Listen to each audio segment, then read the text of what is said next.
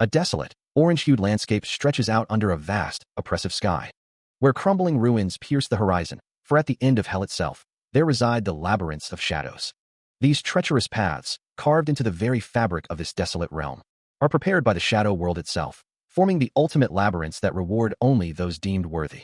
Into this harsh reality, Desir steps, his cloak form a stark silhouette against the alien sky as he surveys the vast, broken landscape before him. His gaze is sharp, taking in every detail of the ruins and the distant, ominous structures, a silent resolve hardening his features. But his contemplation is abruptly shattered by a guttural roar, as a colossal, demonic figure with glowing red eyes and jagged teeth looms into view, its very presence radiating an indignant fury. The colossal meteor-ranked destruction dragon, Bromir Napolitan, unleashes a furious roar, its fiery maw glowing with destructive energy. His voice echoing across the desolate landscape, the demon taunts, recalling the fragile nature of his human adversaries. He challenges them once more, daring anyone to stand against his might. But a lone figure stands firm, Desir Herman, his thoughts consumed by the decade-long struggle, the 10 years he has fought against this very evil.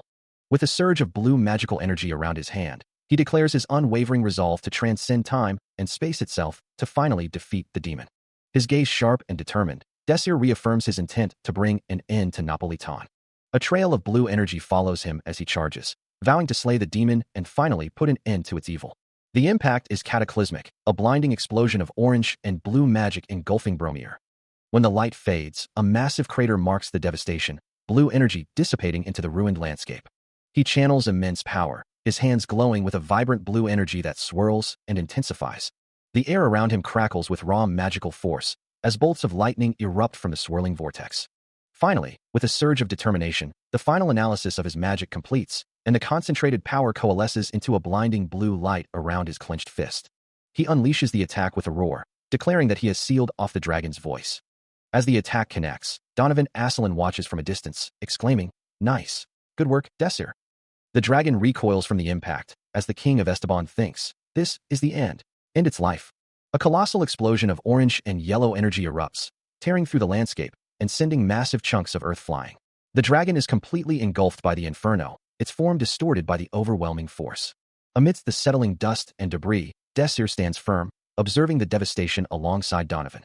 The massive, scaly hand of Bromir Napolitan twitches, his voice echoing with disbelief and despair.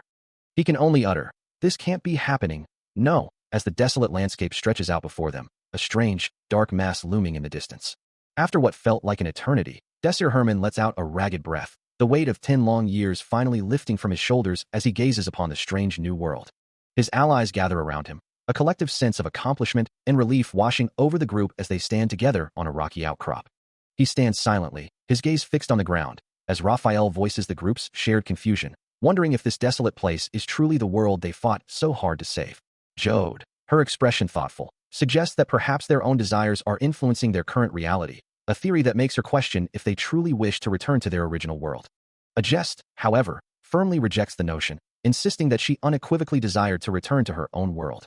Donovan, a wry smile playing on his lips, finds the situation amusing, remarking that he, too, had wished to return to his kingdom.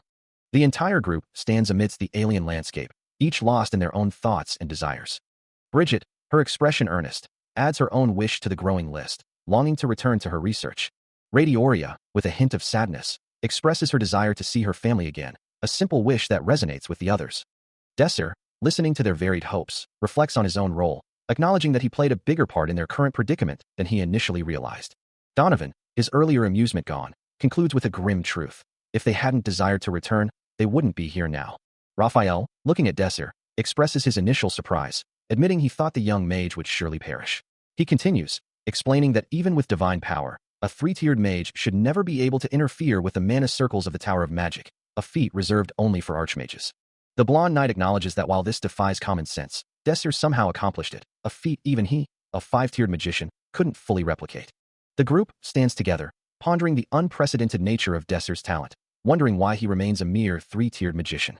Donovan then addresses Desir, suggesting that a new body should have come with a new rank, speculating that while his original self might have been a 5-tiered magician, his current form limits him to 3 tiers. The king laments that if only Desir possessed the holy power of magic, he would have received ample support. With a decisive gesture, Donovan declares an end to dwelling on the past, turning to the others and asking what their next steps will be. He then turns to Raphael, stating that despite the unfortunate circumstance of not being able to return home, he anticipates a grand welcome in this new world, before repeating his question to the group. Donovan confidently asserts that he will be recognized for his achievements and become a hero to his countrymen, vowing to redeem his family's honor. Holding a small, glowing orb, Desir reflects on the past, vowing to always remember the bravery of those who fought and to honor them forever. Meanwhile, Jode, with Radioria listening intently, expresses her intention to comfort the souls of the deceased, believing they would be glad to have a memorial shrine in this place.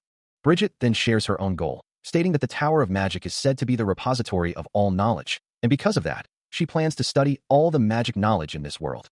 Donovan, acknowledging the significance of their individual aspirations, turns to a jest, asking what her plans are. She remains silent for a moment, lost in thought. Finally, she responds, acknowledging the other's goals, before turning to Desir and inquiring about his intentions in this new world. Desir, meeting her gaze, extends an invitation to join him, asking if she will return to the Hawkrian Academy. The orb in his hand pulses with a soft glow. His expression hardens, a clear resolve settling upon his features. Suddenly, a powerful pulse of energy erupts from the defeated dragon. The ground trembles with a deafening boom, startling Donovan, Raphael, and Desir. A collective gasp escapes them, wondering if the creature could still be alive. Donovan stares in disbelief, asserting that they had annihilated the dragon, while Raphael muses that he thought they had finished it off completely. His frustration mounts as he recalls personally confirming its demise. Desir's eyes glow with an intense green light, his mind racing as he processes the impossible event. A thought forms in his mind, a question about the dragon's core. Surveying the vast, ruined landscape and the inert dragon's body, he recalls an ancient text he encountered long ago. He explains that the book detailed how a dragon's heart functions similarly to a human's, circulating immense built-up mana throughout its body in a complex mana circle. However, upon death, a dragon loses the ability to utilize this accumulated mana, rendering it like a battery disconnected from its power source. As the defeated dragon's core pulsed with an ominous, unstable energy, Raphael's disbelief was palpable, demanding to know if Desir was merely jesting. Donovan Asselin, his face etched with concern, could only conclude that an overheated heart would most definitely explode. Raphael still struggled to comprehend the situation, but Desir patiently explained that a dragon's heart, much like a human's, served as the core for mana circulation, yet once deceased, it became akin to a disconnected battery, unable to utilize its accumulated mana. He pondered why it was behaving as if on the verge of explosion. The core itself flared, releasing a blinding burst of energy, leaving Raphael stunned by the unbelievable display, while Donovan Asselin, looking up at the heavens, began a desperate plea, imploring a higher power to intervene. He questioned if this truly was the end of everything they knew. As Desir's hands began to glow with an inner light, a soft, resonant sound accompanying the surge of power, his fingers poised to act.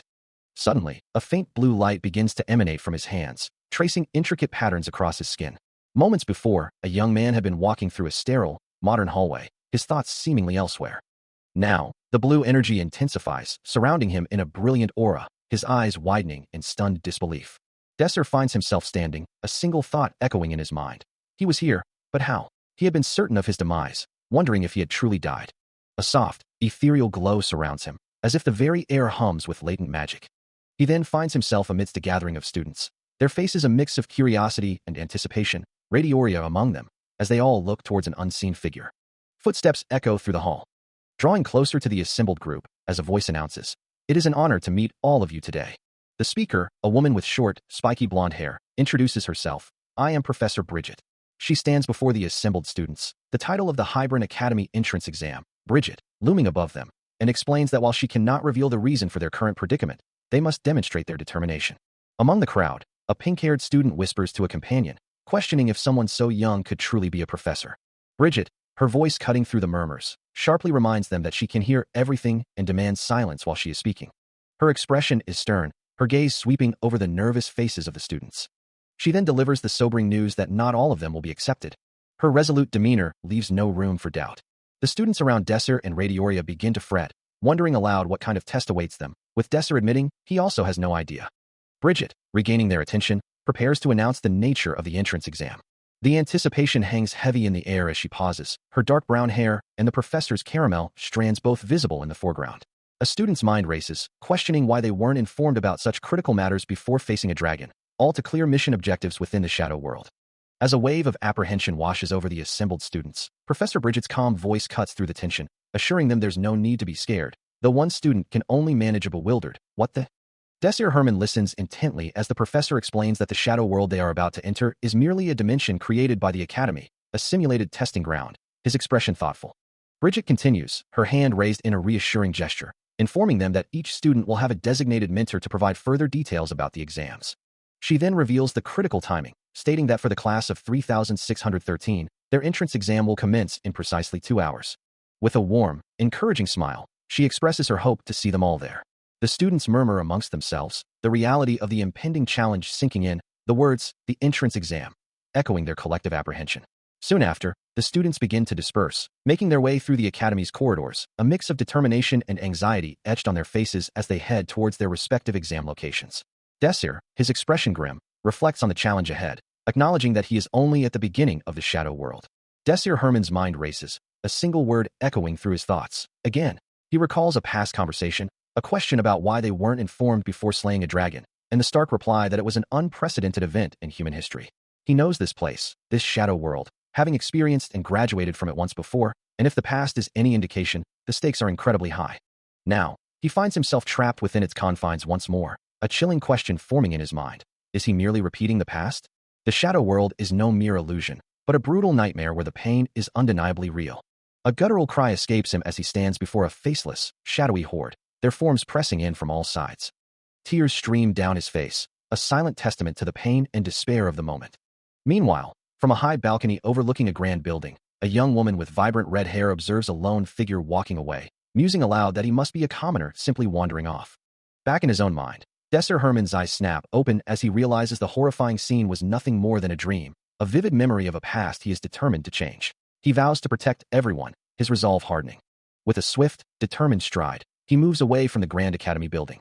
A voice cuts through the air, demanding to know where he had run off to, as he wasn't at the designated place. The red-haired student, her expression clearly annoyed, confirms his identity, asking if he is indeed Desir Herman.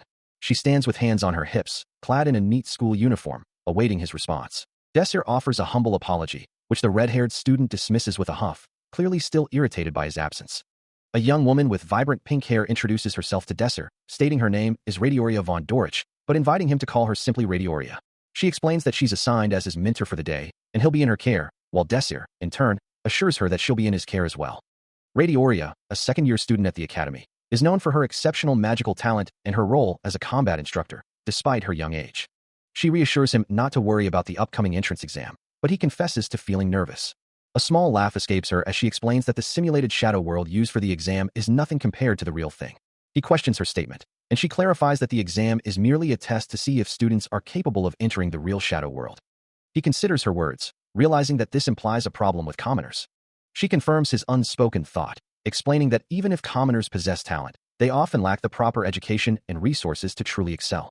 Within the Academy's administration office, the 10th class is regarded as a collection of students the Academy considers to be the lowest tier. Even with exceptional talent, a commoner would face perpetual discrimination within the Academy, a harsh reality that Desir would soon understand. Still, there was crucial information he needed to know after his admission, prompting him to ask about the shadow world. Radioria confirmed he was referring to the simulated shadow world, cautioning that it remained a dangerous place, a statement that caused Desir to fall silent in contemplation. Preparing for a lengthy explanation, Radioria began to elaborate on the nature of the shadow world. The shadow world, an extremely perilous realm, first manifested when the initial shadow labyrinth was cleared, connecting it to the real world, and it had been steadily expanding ever since.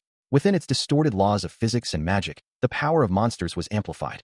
While some of these worlds were relatively safe, others proved exceptionally dangerous, their existence rooted in the history of the real world, and their connection meant that the laws of physics and magic were distorted, amplifying monster power. To create a distinct world, it had to be a shadow world. The higher the rank of these worlds, the greater their difficulty, making the shadow world a treacherous trap of monsters. Its never-ending growth had continuously consumed parts of the world, transforming them into a labyrinth. Land consumed by the shadow world would inevitably lead to another shadow world, a crucial detail. Once a land succumbed to darkness, it became a shadow world, capable of growing into a territory entirely devoured by the shadow. This continuous expansion was precisely why it was so crucial to understand, a revelation that left Radioria with a look of profound concern. As the gravity of the shadow world's threat settles in, he considers the path ahead, knowing they must clear the mission objectives within its dangerous confines. Radioria looks up at Desir, a thoughtful hum escaping her lips, her expression shifting to one of sudden surprise. She begins to explain the unique position of the Western Kingdoms and their academy. These two locations, she elaborates, are the only ones that can truly compete, because they possess as much magical power as the shadow world itself. Radioria then hints at other places existing outside their current knowledge, but quickly dismisses them as irrelevant for now. Finally, she asks if he understands what it takes to clear the shadow world's objectives within the Western world, to which Desir simply affirms that he does.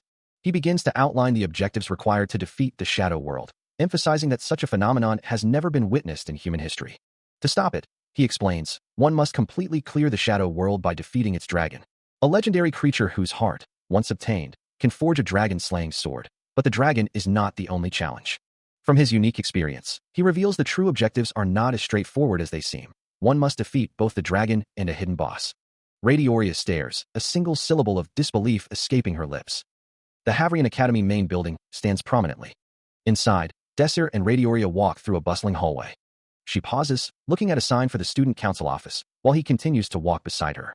He and Radioria finally arrive at the Havrian Academy, its grand, ornate architecture towering before them. From a high vantage point, they gaze down at the sprawling campus, taking in its immense scale. A thoughtful expression crosses his face as he observes the intricate details of the academy grounds. Radioria, visibly impressed, remarks on his amazement, to which he hints at even greater wonders yet to be revealed. With a slight chuckle, he confirms that this colossal structure is indeed one of the places they'll be visiting, a fact Radioria finds hard to believe.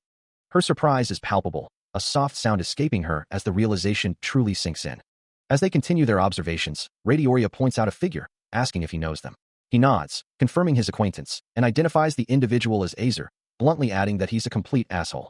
Azer, a master of third circle water magic, was also known as Nox's rival. He is an individual as arrogant as he is powerful, earning him the reputation of being a complete asshole. Still looking down on them, Azer continues his taunts, calling Radioria mascara and implying her slowness, while Desir, confused by the strange insult, wonders if it's the reason for his own perceived lack of speed. He then turns his attention to Radioria directly, acknowledging her high grades but immediately undermining her by claiming she lacks mana. Radioria, however, simply retorts, questioning the source of his insufferable attitude. A smirk plays on his lips as Azer continues to needle her, asking if his superiority comes from his own skill or her being mercilessly beaten by his lucky fire magic. Desir, his expression hardening, steps forward, challenging Azer's understanding of defeat and asserting his own superiority. Azer, momentarily taken aback, recovers with a laugh, threatening that if Desir's words truly reflected his skills, he'd be expelled from the academy. Radioria, meanwhile, watches with a knowing smirk. As Azer's frustration mounts, a dark, shadowy aura begins to coalesce behind him, its purple energy swirling ominously. His face contorts in anger, his eyes narrowed into sharp slits. He then turns his gaze back to Desir, demanding to know if he is Radioria's mentee. Desir calmly confirms his status, then pointedly remarks on Azer's lack of manners before formally introducing himself as Desir Armin. As the tension from their previous exchange still hung in the air, Desir glanced down at a device in his hand, reading aloud the name Desir Armin. Across from him, Azer's expression twisted into a sneer, his voice dripping with disdain as he questioned if Desir was merely a commoner. He continued to mock, dismissing the idea of a magic commoner, and declaring the match already over, while Radioria stood nearby, her head bowed in quiet distress. But Desir stepped forward, his voice firm as he defended Radioria, suggesting Azer check their group placement before making such assumptions. A holographic screen materialized, clearly displaying the Group D roster, with Desir Armin's name prominently listed among the participants. The sight of Desir's name only fueled Azer's fury, his eyes flaring with a malevolent yellow glow, as a dark purple aura pulsed around him, his voice laced with disbelief that a commoner could even be considered a threat. Unfazed by the display of power, Desir met his gaze with unwavering resolve, declaring that such arrogance was his own prerogative as a senior and mentor. Radioria watched the escalating confrontation, her expression shifting from concern to outright shock, as Desir continued to assert his position. Extending a hand towards the fuming Azer, Desir formally introduced himself, demanding to know his opponent's name in return. He stands calmly as a red-haired student looks up at him, clipboard in hand. His expression unreadable. Meanwhile, a blonde-haired student gasps, recognizing a name that sends a ripple of shock through the academy. It suggests Kingscrown. Her eyes widen in disbelief. A pink-haired student's gaze reflecting the same astonishment. Adjust herself looks out over the city, a single word escaping her lips as the implications of her power are revealed. Unbelievable. An ice elemental magician utilizing vision magic, she possesses a rare and formidable talent. Back in the hall, Desir and Radshin stand before a device, while Adjust and Azer observe them. The narration confirming her status as a three-tiered magic circle magician with spell power above most knights. Azer, his face contorted in anger, suddenly snaps. What did you say? Radshin, taken aback, echoes his shock. Commanded me. A smirk plays on Azer's lips as he taunts her. Where did all of your attitude go, Radshin? Still facing Radshin, Azer's voice drips with condescension, asking if she's already forgotten her place, despite her earlier display of attitude. He offers a piece of advice, suggesting that even with luck and a good score, she'll only be accepted into the lowest class if she continues with such an attitude. His gaze sharpens, advising her to give up on the entrance exam and simply leave. As the two turn to walk away, Radchin's frustration boils over, letting out a guttural cry of pure anger. Desir, observing the entire exchange, can only watch as the tension between them escalates. Meanwhile, Radioria passes by, unaware of the brewing conflict. A slight smile plays on Desir's lips, perhaps finding the unfolding events amusing or intriguing. Soon, a clear announcement rings out across the academy grounds, signaling that the entrance exam is about to begin. A sign directs all test takers to head over to the examination site. With the announcement made, he turns to his companion, ready to depart, while Radioria, still amused by the earlier exchange, lets out a light laugh. A low murmur of chatter fills the air, a bustling crowd moving through an open, ornate hall. Suddenly, a complex magical circle, glowing with intricate golden runes, begins to form on the ground, pulsating with an unseen energy. Desir stares down at the glowing array, a flicker of recognition crossing his face as he wonders if it was like this before. Elsewhere, Radioria stands with a jest and another student, her expression stern as she chastises someone, declaring that they are still an embarrassment to the guild. Desir's eyes widen in utter shock, a gasp escaping his lips. He looks down, his mind reeling as he calls out a name, Romantica. The realization hits him. You were alive. Are you hurt? Anywhere? He stares down at the glowing magical circle, a wave of disbelief washing over him as he recognizes the figure within, a choked gasp escaping his lips. Meanwhile, in a different time or place, Radioria expresses her frustration, demanding to know why they weren't informed about the dragon before its demise, to which a jest calmly explains that it was the first time in human history a dragon had ever been slain. Radioria then chastises him, reminding him of her constant support. Elsewhere, Bridget beams with relief, overjoyed to see Romantica healthy and well. Back with the protagonist, he cries out Romantica's name, his voice filled with raw emotion, as she lies vulnerable within the shimmering magical circle. He reflects on the despair that had once consumed him, and the profound weakness he had felt. Now standing beside him, Romantica offers a gentle smile, expressing her relief at being safe. His gaze hardening with renewed determination, he vows never to let her go again, never to lose her. With a powerful surge of resolve, he promises to protect and save her. As a sudden notification rings out, announcing that Group D's event has been decoded, he looks on with surprise, Romantica by his side. The system announces the rules for the upcoming event. Group B's event requires participants to use magic, with other competitors allowed to attack. Forgetting the rules will result in a penalty, and forfeiting means being completely pulled out of the shadow world. Due to safety concerns, the mana reception will be reduced by 80%, and the race is set to begin in 5 minutes, with participants instructed to stand behind the starting line.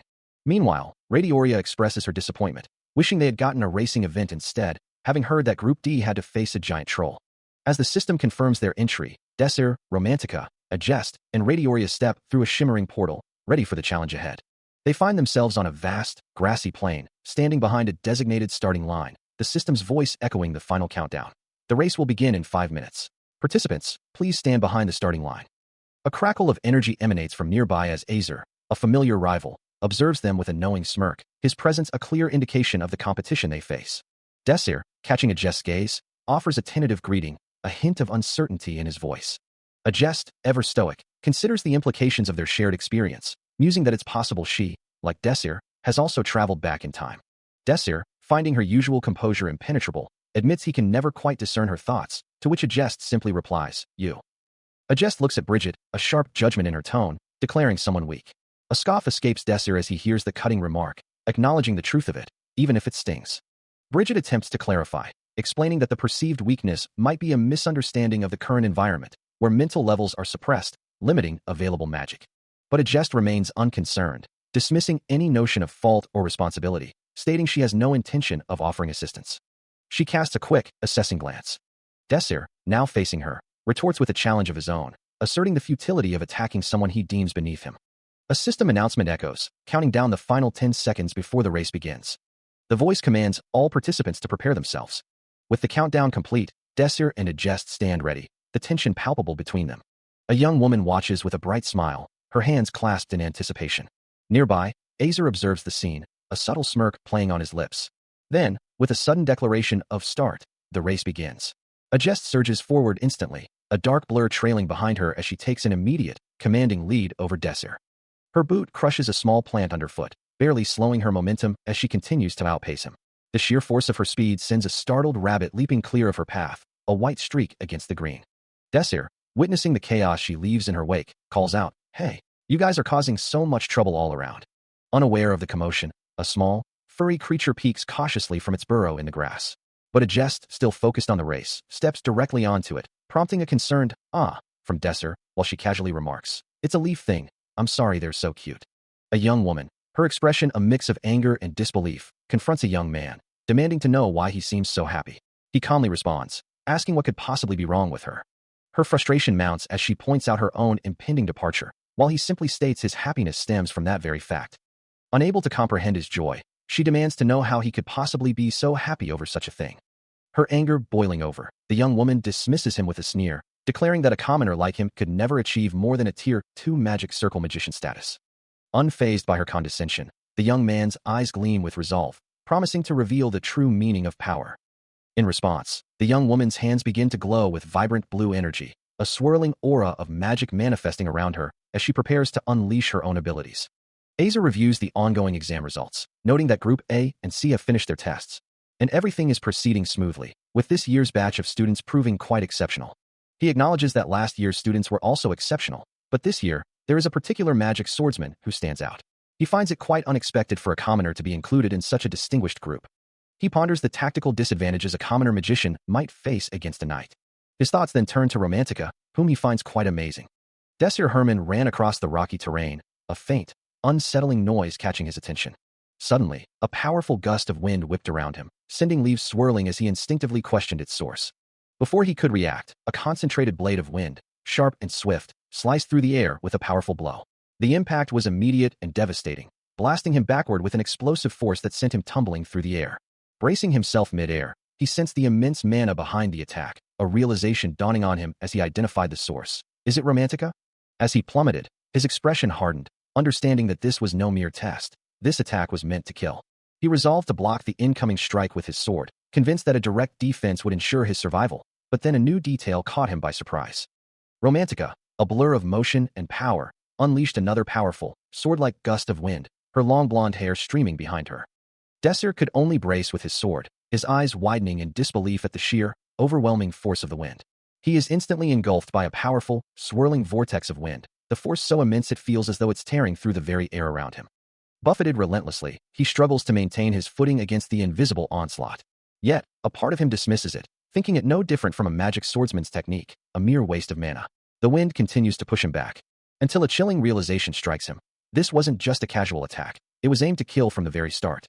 His eyes narrow in fury, a curse escaping his lips as the wind continues to rage around him. His face contorted in a snarl of pure hatred, he screams Romantica's name, the betrayal burning through him. Then, with a deafening boom, the wind magic culminates in a massive explosion, engulfing him completely and sending him flying through the air. As the dust begins to settle, the desolate landscape reveals small, distant figures, the only remaining witnesses to the devastating attack. The magic swordsman, having survived a previous ordeal, finds himself confronted by Radioria, who curtly tells him it's his turn to leave. As he begins to walk away, she offers him a chance to withdraw, suggesting it would spare him unnecessary pain. Desir, however, declines her offer, prompting Radioria to sarcastically remark on his smart decision to withdraw. Her face contorts in fury as she unleashes a torrent of questions, demanding to know if he's stupid for not recognizing the immense power she just displayed, a power far beyond any commoner's comprehension. Desir simply dismisses her outburst, telling her to stop embarrassing herself, while Radioria internally reiterates her threat, still offering him a chance to withdraw. With a sudden surge of energy, Radioria ignites her magic, a vibrant pink and purple aura of swirling wind enveloping her form. Desir, realizing the gravity of the situation, acknowledges he must use his full power to overcome her, as Radioria prepares a devastating wind strike, summoning numerous glowing blue orbs of concentrated air. She launches the attack with a fierce cry, but Desir swiftly deflects the incoming torrent of wind magic. The deflected magic erupts into a colossal explosion, a deafening kaboom echoing as the blue wind energy consumes everything in its path. The sheer force of the wind magic still hung heavy in the air, a testament to its power, leaving one to wonder how such an attack could have been unleashed.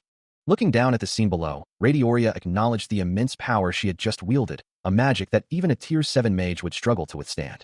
A cough escaped her lips, the exertion evident as she reflected on the magic she had just used. Yet, despite the overwhelming attack, he stood completely unharmed, a slight smirk playing on his lips, prompting a voice to exclaim in disbelief at his resilience. The sight of his composure left Radioria in utter shock, her eyes wide with disbelief at the impossible outcome. A male student considers the recent display of power, noting that while impressive, the lack of control over attack speed implies an even greater lack of control over air currents, making accurate magic use impossible. He concludes that by slightly altering the course, he could compensate for the inherent lack of control, a thought that startles Radioria, who demands to know what just happened, as the student calmly declares he has analyzed her magic. Radioria, her face contorted in disbelief, accuses him of lying, dismissing him as nothing more than a trash-tier mage, but he simply reiterates that he is telling the truth. Her eyes wide with fury and indignation, Radioria can barely comprehend the insult.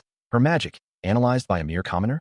Meanwhile, a powerful female mage, her form radiating an ethereal blue glow, asserts that a complete analysis is fundamentally impossible for anyone who doesn't possess full control over all types of runes. Desser observes the magical construct before him, realizing it is far more intricate than simple ice magic. Meanwhile, Radioria watches, her eyes widening in disbelief, as she comprehends that he is actively analyzing her spell. The ice shards around them crackle with raw energy. And with a focused gaze, Desser calls out the true nature of the spell, identifying it as wind venom, as a faint aura glows around him. He then calmly explains his method, detailing how he would subtly alter the air currents within the spell structure. The air itself seems to rumble and shift in response to his words, leaving Radioria utterly stunned, her mind unable to process the impossible feat she just witnessed. Desser, ever composed, offers her a piece of advice, suggesting that improving her magical control would elevate her to a far greater magician. Radioria's hand trembles, her mind racing to reconcile his words with her understanding of magic, grappling with the profound implications of his demonstration. As the tension mounts, a hand clenches, signaling that this is no longer a mere discussion, but a direct confrontation. Amidst swirling clouds, Desser stands with an air of undeniable skill, a true talent emerging. He takes a resolute step forward, deciding it is time to bring this to an end. Radioria, her face contorted in disbelief, refuses to accept that he could possibly attack her, as Desser continues his steady advance. With a surge of frustration, she screams that there is no way he can attack her, magical energy flaring around her. Her voice trembling, she questions his very magic, unable to comprehend what she is witnessing. Tears welling in her eyes, she insists he cannot use magic, convinced that if she keeps attacking, she will eventually expose him. In this entire entrance exam, there is likely only one other person who could possibly defeat her. Yet, Desser simply observes her efforts, a slight smirk playing on his lips as he concludes that even her best is not enough. Despite the unseen magical pressure, his expression tightens as he maintains his defense, knowing that the barrier he holds will only break under the strain. He stares forward, a knowing glint in his eyes, as if to say, I know exactly what you're trying to do. Across from him, Romantica recoils in surprise, her attack failing, unable to comprehend why her magic isn't having the desired effect. Frustration etched on her face, Romantica hears his calm voice cut through the air, pointing out the 3 critical mistakes she's made. He continues his explanation, his demeanor unwavering, stating that even with his own magic being weak, he can still effectively use it. Romantica's eyes widen in confusion and dawning despair, the realization hitting her that she might actually fail.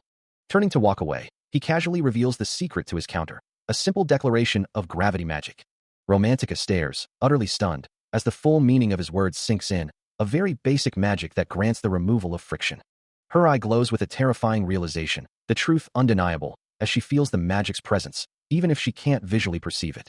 Romantica, still reeling from the unexpected turn of events, stares in disbelief, her mind racing to comprehend what just happened. She wonders if he made a mistake, but the calm expression on Desser's face suggests otherwise, as he begins to explain how the world truly operates.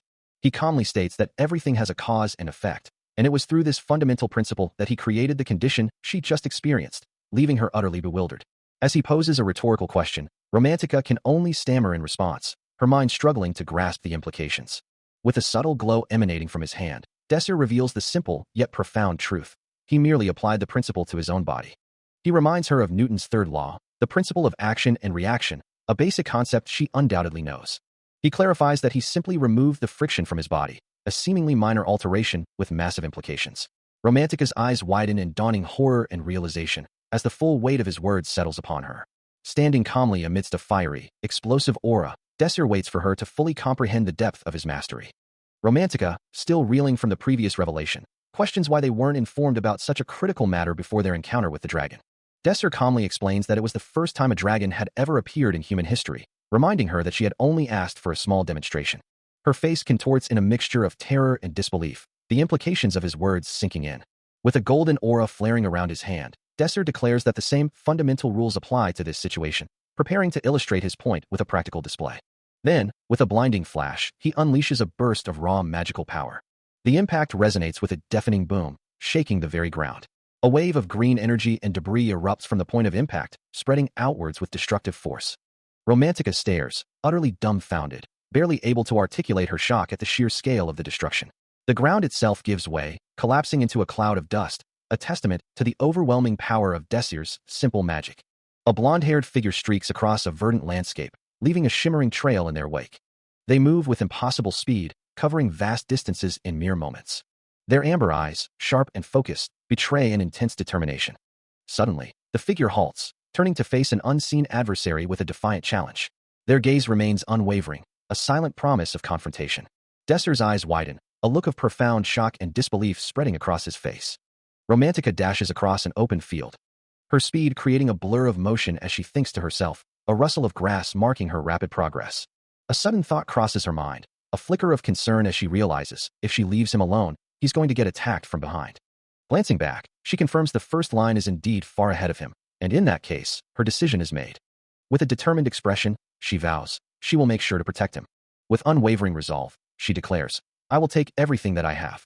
As a brilliant blue aura flares around her, Romantica explains her power, stating, for this body is the soul, drawing forth the power of the world, uncoiling like the flowing river. An inexhaustible wellspring of water, I am the source of all magic, the beginning and the end. Her eyes glowing with intense blue light, she commands, fall, pray to my magic, Armona. Desir stands amidst the swirling blue magical particles, looking up at the incredible display of power. Suddenly, Radioria appears, her hand glowing with blue energy as she challenges him. I do not know how you managed to defeat that, but whatever gimmicks you pulled before will not work on me. Desir considers the situation, acknowledging internally, she was able to draw forth this insane large amount of magic in that short amount of time. She really is amazing beyond belief. However, a determined look crosses his face. His eyes begin to glow, and he utters, commence. His eye glows with a fierce red light as he initiates a skill analysis, delving deep into the intricacies of the magic around him. Purple, glowing runes materialize around him, each one a fragment of the complex spell he seeks to understand. He focuses intently, analyzing the structures of 180 different runes found within the magic formula. With a surge of understanding, he acquires access to the analyzed 180 different runes found within the magic formula. Meanwhile, Radioria launches herself forward, a blur of motion surrounded by crackling blue energy. Desir, observing her approach, calmly declares his intent to handle the situation. Radioria, her hand glowing with concentrated power, announces a course adjustment as she refines her attack. But Desir, with a determined expression, retorts, no, you won't, as a powerful magical burst erupts. His counterattack culminates in a blinding explosion of light blue energy, engulfing the area. The powerful magic he unleashed rips through the air, leaving behind a trail of destruction as the energy dissipates. An observer with long blonde hair watches, a look of disbelief on his face, wondering if this is truly how he managed to defeat the girl. Despite the impact, Desir pushes forward, his shirt torn and bloodied, yet his resolve remains unbroken, leaving the observer to marvel at his endurance. Meanwhile, Radioria stands amidst a complex magic circle, the blonde man musing that whatever magic Desir used, it shattered her defense formula into hundreds of pieces. She acknowledges that the sheer amount of mana he wielded was enough to overcome her own magic. With a fierce glint in his eye, the blonde observer decides to change his strategy, concluding that if magic won't overpower Desir, then pure strength will have to suffice. Suddenly, a surge of crackling energy erupts, coalescing into a massive, glowing blue cube. As his opponent made her move, Desir looked up, a slight smirk playing on his lips, remarking that she had finally begun to think. However, he quickly added, that particular move was still not the correct answer. With a surge of power, a massive, glowing blue energy blade erupted from his position, sweeping across the battlefield. As the blade flew, Desir manifested multiple shimmering blue magical constructs around himself, preparing for the full force of his counterattack. His radiating blue energy attacks then slammed into a wave of green magic, creating a violent collision that pushed back his opponent's assault. The impact culminated in a blinding explosion of white and blue energy, completely overwhelming the green magic. As the dust settled, a formidable blue energy barrier stood firm, with only faint traces of the green magic dissipating around it. His eyes glowing a fierce red, Desir focused intently, activating his unique analysis ability to dissect the magical aftermath. In the wake of his analysis, two distinct magical constructs, one blue and one glowing orange-red, materialized, hinting at a deeper understanding or a new phase of the battle. With his analysis complete, Desir clenches his fist, making a crucial course adjustment to his attack. His blue magical construct then slams into the orange-red energy. erupting in a powerful explosion of light and force. Radioria, caught off guard, gasps in disbelief as her green magic dissipates around her. The force of the counterattack sends her reeling backward, as Desir declares, "We aren't going to lose this time." A shimmering blue barrier of energy forms, pushing her further away. Desir extends his arm, maintaining the powerful magical pressure, propelling Radioria through the air. She flies helplessly over a vast, green landscape, her face etched with shock and distress. Still airborne, she continues her uncontrolled descent. A sharp, electronic tone pierces the air. As Desir, his eyes still closed, lets out a pained exhale, a streak of blood marring his cheek. Nearby, Romantica stands in a verdant field, her staff tapping softly against the ground, observing the aftermath with a thoughtful expression. Desir, now standing amidst a field of white flowers, looks up at the sky, a system message confirming that he has successfully cleared the shadow world, a testament to the unique magic of a Ritterni. A stern, bald instructor questions why they weren't informed about the dragon before it was killed, while another mage, Desir, listens intently. The bald instructor explains that it was the first time a dragon had ever appeared in human history, making it an unprecedented event, and that the built-up mana was now bursting out. He then asks if this phenomenon is similar to a Tier 7 magic, but quickly dismisses the idea, stating that this much power is far greater than anything they've seen. Romantica, looking concerned, points out that there was nothing out of the ordinary for this year, wondering if the mana bursting out is specifically from the dragon's body. She suggests that if it is, then the dragon's mana must have been incredibly dense. The bald instructor confirms that this much power wouldn't even be considered magic, deeming it incalculable, while Radioria listens with a thoughtful expression. He then adds that commoners should be grateful they were even allowed to attend this academy. With a dismissive gesture, the bald instructor commands everyone to quiet down, his words carrying an air of authority. An elderly wizard with a long white beard then speaks, explaining that the last student was admitted in consideration of their background. As the elderly wizard's words about the last student hung in the air, a bald professor, his brow furrowed in concern, questioned the lack of information regarding the dragon incident, wondering if it was connected to the same group that had caused the unprecedented event. The elderly wizard, however, simply confirmed that it was indeed the same group. The professor, visibly taken aback, found it impossible to believe that such a significant event could have been kept from them, but the elderly wizard reiterated that the information was indeed classified. Later, the bald professor, now sporting a short beard, confronted the elderly wizard about a student who had arrived with a letter of recommendation, demanding to know which of them had endorsed the individual. The professor, now addressing a small group of students, scoffed at the idea of someone recommending a commoner, wondering aloud who would ever do such a thing. Suddenly, Romantica, her expression firm, stepped forward and declared that she was the one who had recommended him. The professor's eyes widened in disbelief, his mind racing to understand why she would recommend someone with such a seemingly insignificant background, especially given his simple magic. He pressed her further, inquiring about her relationship with the student and his test results, but Romantica simply explained that she had met him by chance. Still incredulous, the professor listened as Romantica elaborated, describing the student's magic as simple, yet effective. The professor, still incredulous, questions the assessment of the student's talent. The elderly wizard, however, suggests they review the evidence, presenting a glowing orb that begins to tell the story of a mage whose efforts would change the world. A vision of a shattered magical barrier appears, with a figure falling through the fractured ice. Then, the student himself stands amidst a blue glow, a system message confirming his success in clearing the shadow world. Back in the present, the instructors stare in disbelief, questioning if such a feat is even possible, let alone achievable with anything less than Tier 7 magic.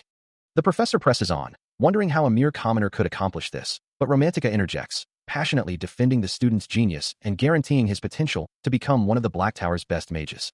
Another glimpse of Desir, his eyes burning with resolve, as if he were living life for a second time.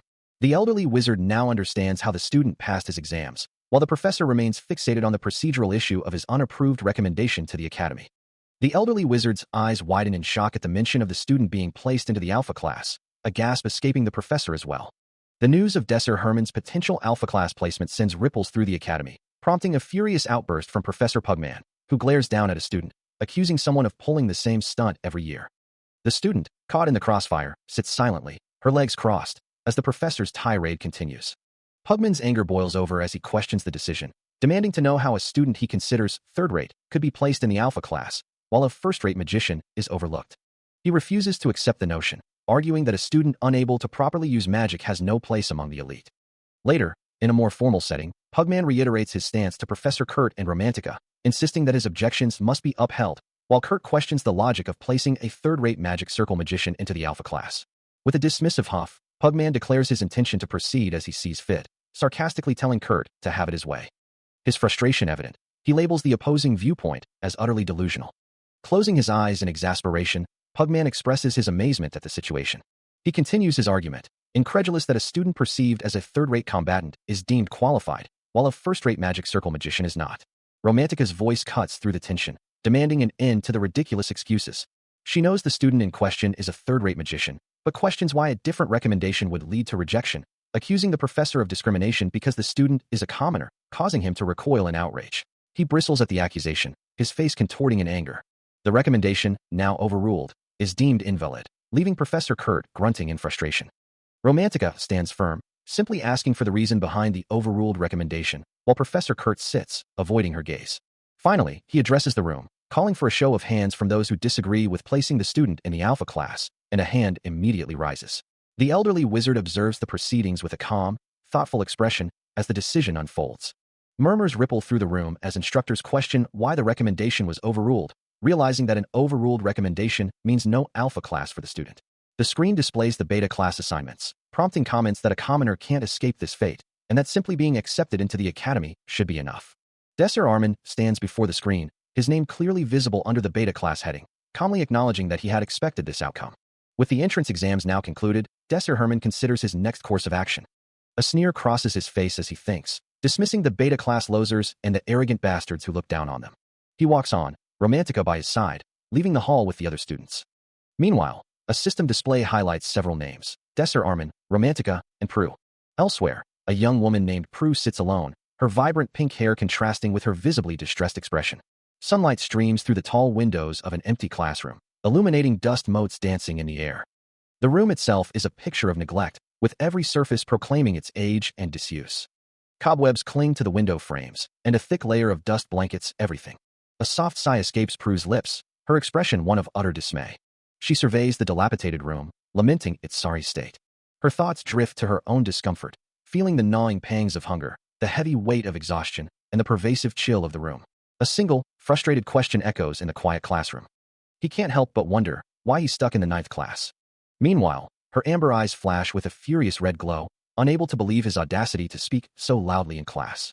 Prue's thoughts race, recalling his earlier insult, and questioning why someone so arrogant would even be in the 9th class.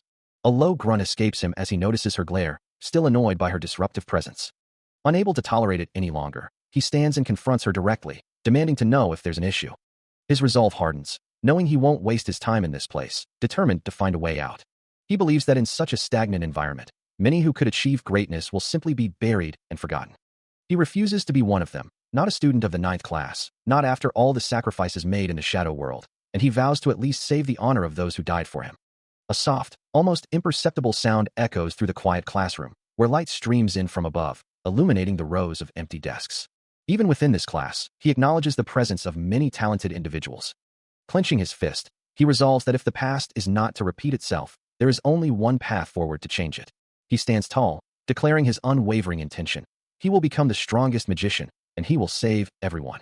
To achieve such a monumental task, he knows he must first take a crucial step. Suddenly, a piercing scream erupts from the classroom, as Prue recoils in distress. Her face contorted in disgust, she exclaims that something truly stinks. An older man with a stern expression then addresses the students, asking if they are honored to be in the 9th class. The stern-faced instructor, his gaze sharp, questions the students' presence, demanding to know who they are and asserting that this place is not for outsiders. His voice rising in a sharp reprimand, he scolds Prue, telling the young woman to raise her head.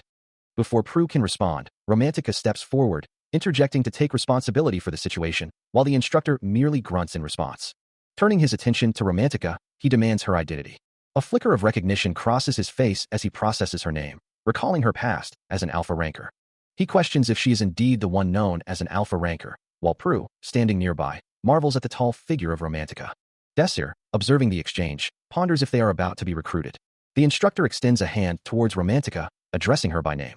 Introducing himself as Professor Kurt, he informs her that he will be her professor from now on.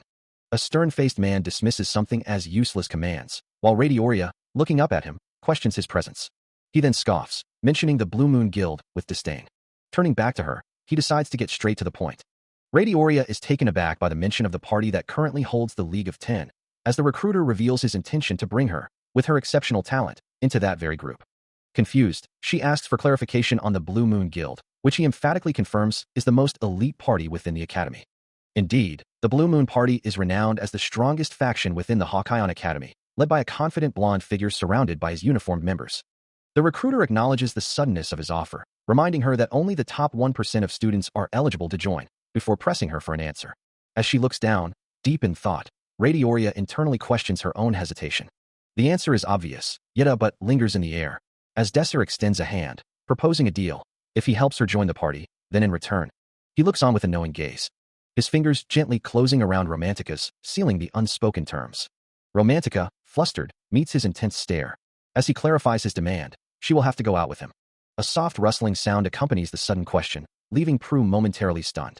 He calmly reiterates, "I said if you want to go out with me," as Prue's mind races, finding the situation unexpectedly complicated, especially with the looming entrance exam. A hand extends towards her, and she hesitates, asking for a moment to process the unexpected proposal. Give me some time. I'll need some time to think about this." With a confident smile, he assures her, "Haha, of course. I'm a gentleman." As her hand pulls away, he adds, "It would be nice if you considered this." A hand presents an ornamental sword, explaining that it is a custom from his kingdom, where such swords are given to those they favor. As the sword is turned, a soft click echoes, revealing something hidden within its intricate design. Prue's eyes widen in surprise as she gazes at the object. Then, a delicate golden necklace, adorned with a glowing charm, is presented, offered as a token of sincerity. As Prue reaches out to accept the gift, she quietly remarks that he doesn't have to surround her with such attention. Indeed, other students have gathered, observing the scene, with one haughtily demanding that the commoners clear out. Prue looks down at the necklace in her hand, a soft blush coloring her cheeks as she processes the unexpected attention. Later, seated beside Desser, who wears a satisfied smirk, Prue still blushes, while a nearby student comments on his popularity. Overwhelmed, Prue finds herself alone, sinking to the floor with a soft sigh, admitting to herself that she is happy he likes her. Prue, still reeling from the previous encounter, finds herself once again confronted by Desir, who stands before her with a determined expression.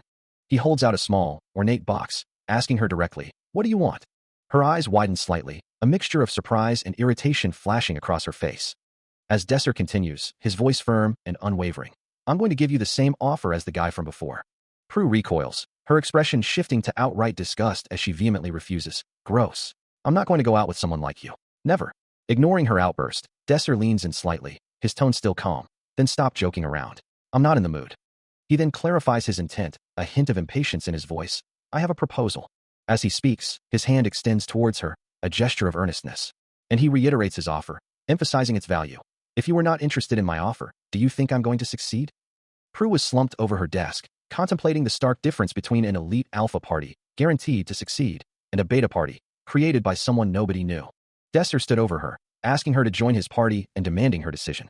She sat up, clearly annoyed, wondering if he even knew what she was talking about. Unfazed, he extended a hand, holding a letter, asking if she would still take a look at it. Prue, curious, took the letter, asking what it was. Her expression quickly turned to disgust as she saw its old-fashioned nature, scoffing at who still wrote letters. She told him that if he didn't care about her opinion, he would suffer for it. Desir, with a serious expression, revealed that within that letter were all her secrets. Her eyes widened in shock. Prue sits atop a desk, her expression unreadable as she processes the shocking revelation. Suddenly, a forceful impact sends her reeling, and Desser's voice cuts through the air, asking if she's finally ready to talk. She finds herself on the floor, looking up at him in stunned disbelief. As he holds up the letter, clarifying that it contains not just her secrets, but her very weaknesses, Prue can only manage a bewildered what. He dismisses her initial protest, stating that he's not obsessed with her, but she knows the real reason why she's here. Her face contorts in a mixture of shock and dawning realization.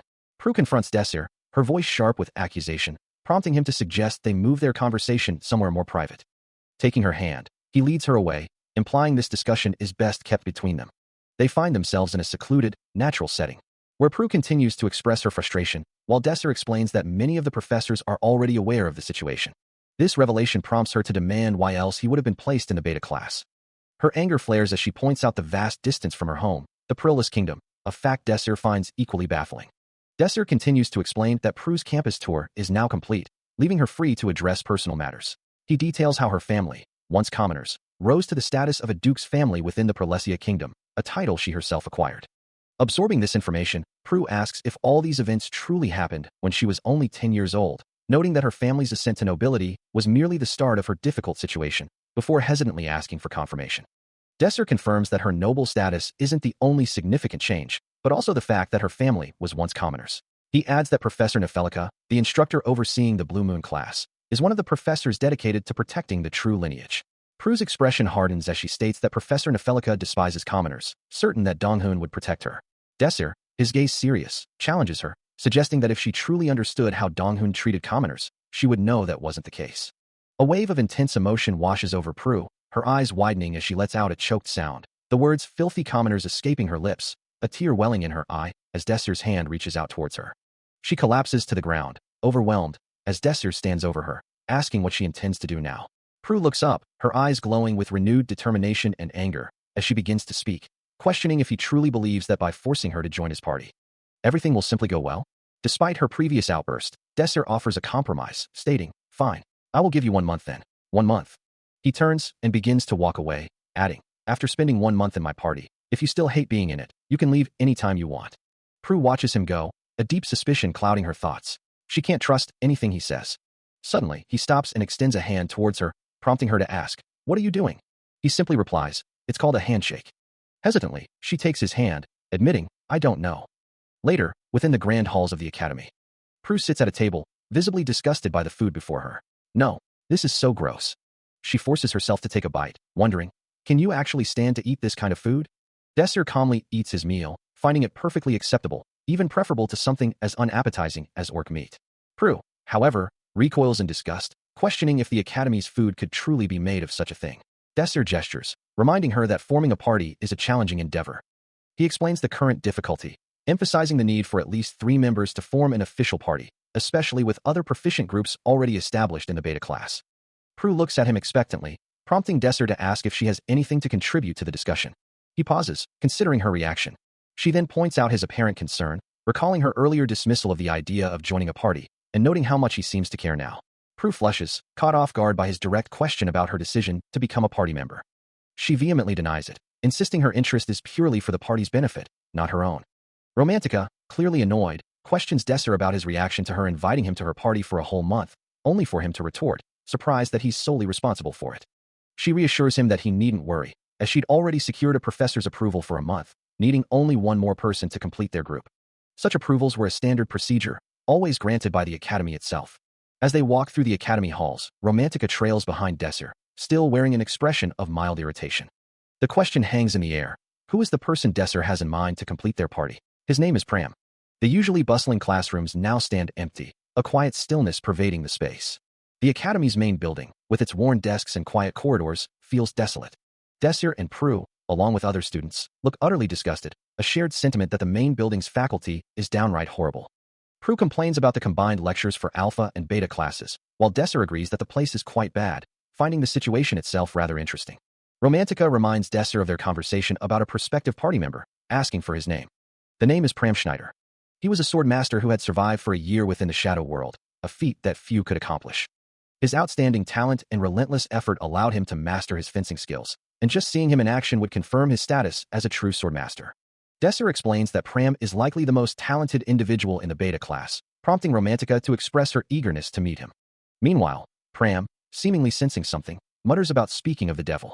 He looks up, a questioning sound escaping him, as if wondering who might be approaching. A young woman with jet black hair and glowing red eyes stares intently, her thoughts consumed by an overwhelming sense of adoration. She declares, her voice filled with an almost desperate longing, that the small boy with bright blue hair and suspenders is simply too adorable, and she vows to do whatever it takes to adopt him, even if it costs her everything. Meanwhile, the blue-haired boy stands atop a simple wooden structure, his gaze fixed upwards with a curious intensity. His bright blue eyes widen slightly, reflecting a moment of pure wonder. A pale hand reaches out from off-panel, extending towards the wooden structure. With a determined expression, the blue-haired boy now grips a large wooden sword, while the adoring woman watches from the background, her surprise evident. A gray-haired young man stares wide-eyed, his mind reeling at the mention of a longsword. Another student, a brown-haired boy, voices his skepticism, declaring his inability to trust someone from the beta class. Meanwhile, a red-haired student glares down at a blue-haired boy, a tense silence hanging between them. The blue-haired boy introduces himself as Pram Schneezer from the beta class, only to be met with a dismissive retort from the red-haired student, who vows never to protect a weakling like him. As the animosity escalates, the gray-haired protagonist steps forward, commanding everyone to arm themselves. Ignoring the warning, The red-haired student grips a crimson sword hilt, his voice dripping with disdain as he challenges them to know the difference. He lunges, his blade arcing towards Pram Schneezer, but the gray-haired protagonist moves with blinding speed, intercepting the attack. A sharp impact echoes, and the red-haired student's face contorts in surprise and pain. The gray-haired protagonist follows through with a powerful blow, sending the red-haired student sprawling as Pram Schneezer lies stunned on the ground. He watches as the red-haired student, with a cruel smirk, sends Pram Schneezer flying with a brutal strike, the blue-haired boy crying out in pain. Pram tumbles helplessly through the air, his body a blur against the rocky ground. The red-haired student lets out a dismissive sigh, his hand now clearly showing a wicked, spiked gauntlet. Desser observes the reckless, unrefined attack, wondering why the bully isn't utilizing his full magical potential. As the red-haired student prepares for another assault, Desser remains still, his gaze sharp. The bully lunges forward, his spiked gauntlet aimed directly at the fallen Pram. His arm swings with full force, a clear intent to inflict maximum damage. But before the blow can land, Desser moves, intercepting the red-haired student with a blindingly fast counterattack that sends him reeling back in shock. Desser's speed is overwhelming, leaving the red-haired student struggling to find an opening against his sudden intervention. Mid-leap, the red-haired bully lunges forward, his spiked gauntlet aimed, declaring, "If I can't find an opponent, I'll just have to create one." But before his attack can land, Desser's eyes flash with a brilliant blue light, and he moves with blinding speed, a sharp, "Now," escaping his lips. His hand becomes a streak of motion, intercepting the bully's assault, a realization dawning on his opponent that it was a trap.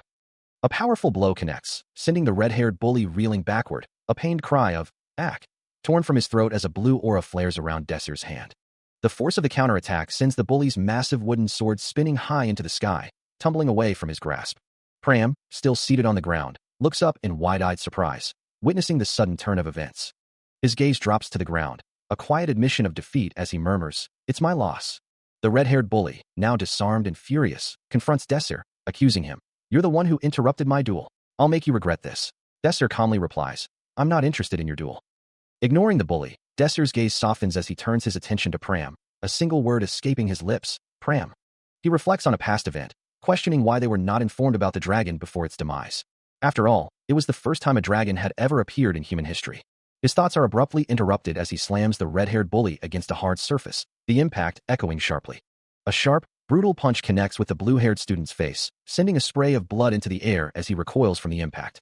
The red-haired bully stands over his fallen victim, sneering, demanding to know what he thinks he's doing, before scoffing at the filthy beta bastards.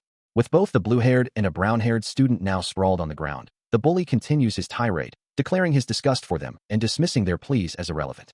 He orders them to shut up, threatening further violence if they don't learn their place. Just then, Desser steps into the scene, his voice cutting through the tension as he questions the bully's actions, while the blue-haired student on the ground groans in pain. The blue-haired student shrinks back, her expression filled with deep disappointment. Meanwhile, the red-haired bully looms over Pram, sneering about his lack of pride as an alpha-class student, questioning why he had to stoop to a beta-class student's level. His eyes blaze with a furious, purple-red glow. He lashes out, striking the blue-haired student with a brutal force that sends her reeling, while Desser steps into the chaotic scene. A heavy slam echoes through the space. She collapses, her face already bruised and bleeding from the nose, a single drop of blood falling.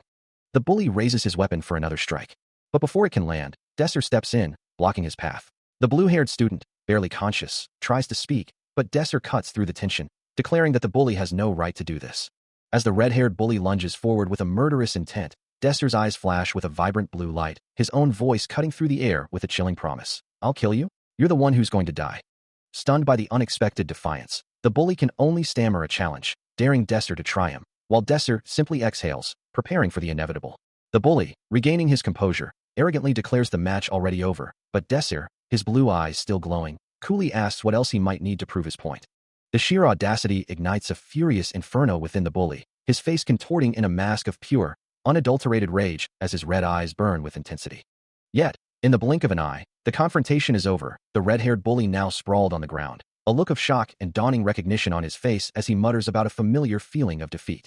His mind races, searching for an explanation, for someone to blame, and his thoughts drift to a grand mansion, recalling a past incident where he felt a similar injustice, blaming a commoner for its destruction.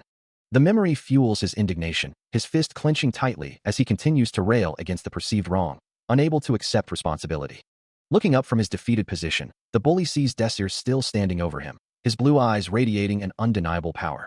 With a frustrated huff, the bully calls Desser annoying, who then calmly reminds him of the good fortune that no professor witnessed his disgraceful display. Still reeling from his defeat, the red-haired bully curses the one who bested him, while the blue-haired student, still on the ground, is comforted by Prue.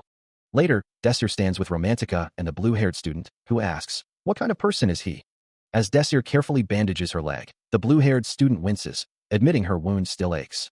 He reassures her, "Don't worry, your wound won't hurt a lot." With a final nod, he declares the bandaging complete. The blue-haired student then expresses her concern.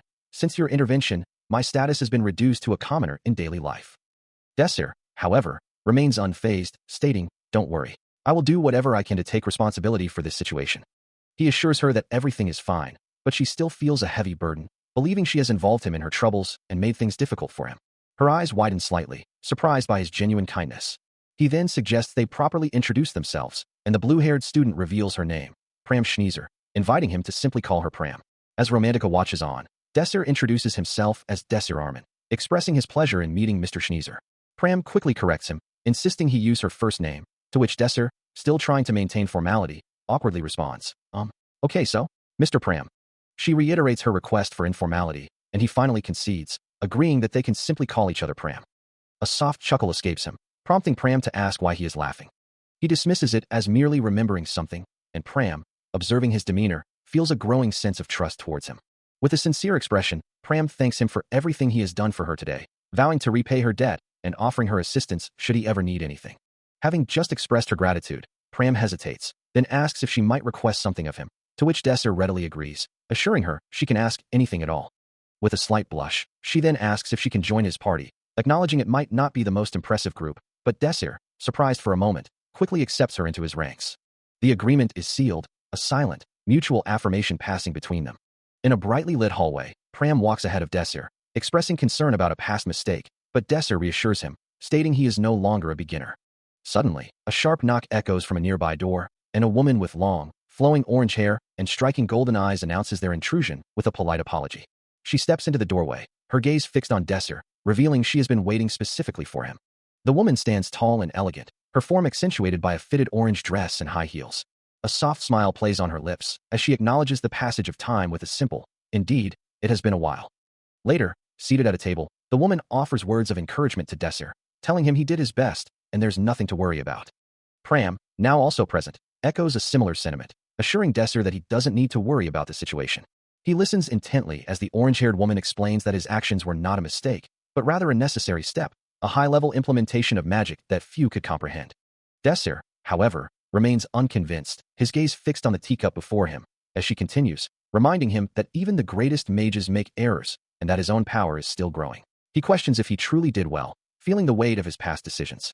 The orange-haired woman smiles gently, assuring him that he has nothing to worry about, while Pram adds his quiet support, confirming that Desir has indeed done well. She reiterates that he has no reason to feel humble. Her words cut through his doubt, causing him to look up, a flicker of surprise crossing his features as she insists that he performed exceptionally, far beyond what she had ever seen from him before. The pressure of her praise, combined with his own internal struggle, causes a surge of raw emotion to manifest, his eyes flaring with a crimson glow as he grapples with the weight of his past actions. Regaining his composure, he listens as the orange-haired woman playfully chides him to hurry and drink his tea before it gets cold, adding that these tea leaves were quite difficult to obtain. Pram, ever supportive, echoes her sentiment. The tension in the air slowly dissipates, replaced by a more relaxed atmosphere as the three continue their conversation. The orange-haired woman smiles warmly, her expression conveying genuine care as she reiterates her satisfaction with his progress. Desir, finally accepting their words, offers a simple, heartfelt thanks, the weight on his shoulders beginning to lift. His gaze sharpens, as if recalling a distant memory, and he offers a quiet apology. The orange-haired woman, holding a drink, continues to explain her intentions, stating that she will take the promotional exam with her party members to advance into the Alpha class. Her eyes hold a determined glint, as she warns him that such a feat will be a difficult task, asking if he is aware of the challenge. He simply replies, "Of course." Pram, seated beside them, looks on as Desir clarifies his earlier statement, asking what she means by advancing into the Alpha class. She explains that their academy operates on a ranking system, with a promotional test determining the students' positions. This test is structured in two parts, selecting the top 60 students, who then proceed to a second test involving entry into a Tier 5 shadow world for a specific mission.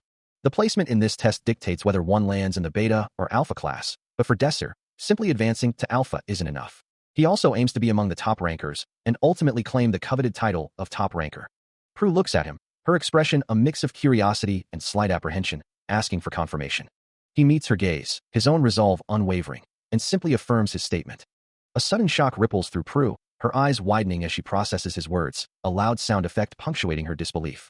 She leans forward, her voice rising in exasperation, reminding him of the immense difficulty in even becoming a beta class student, let alone the constant threat they face from the alpha class.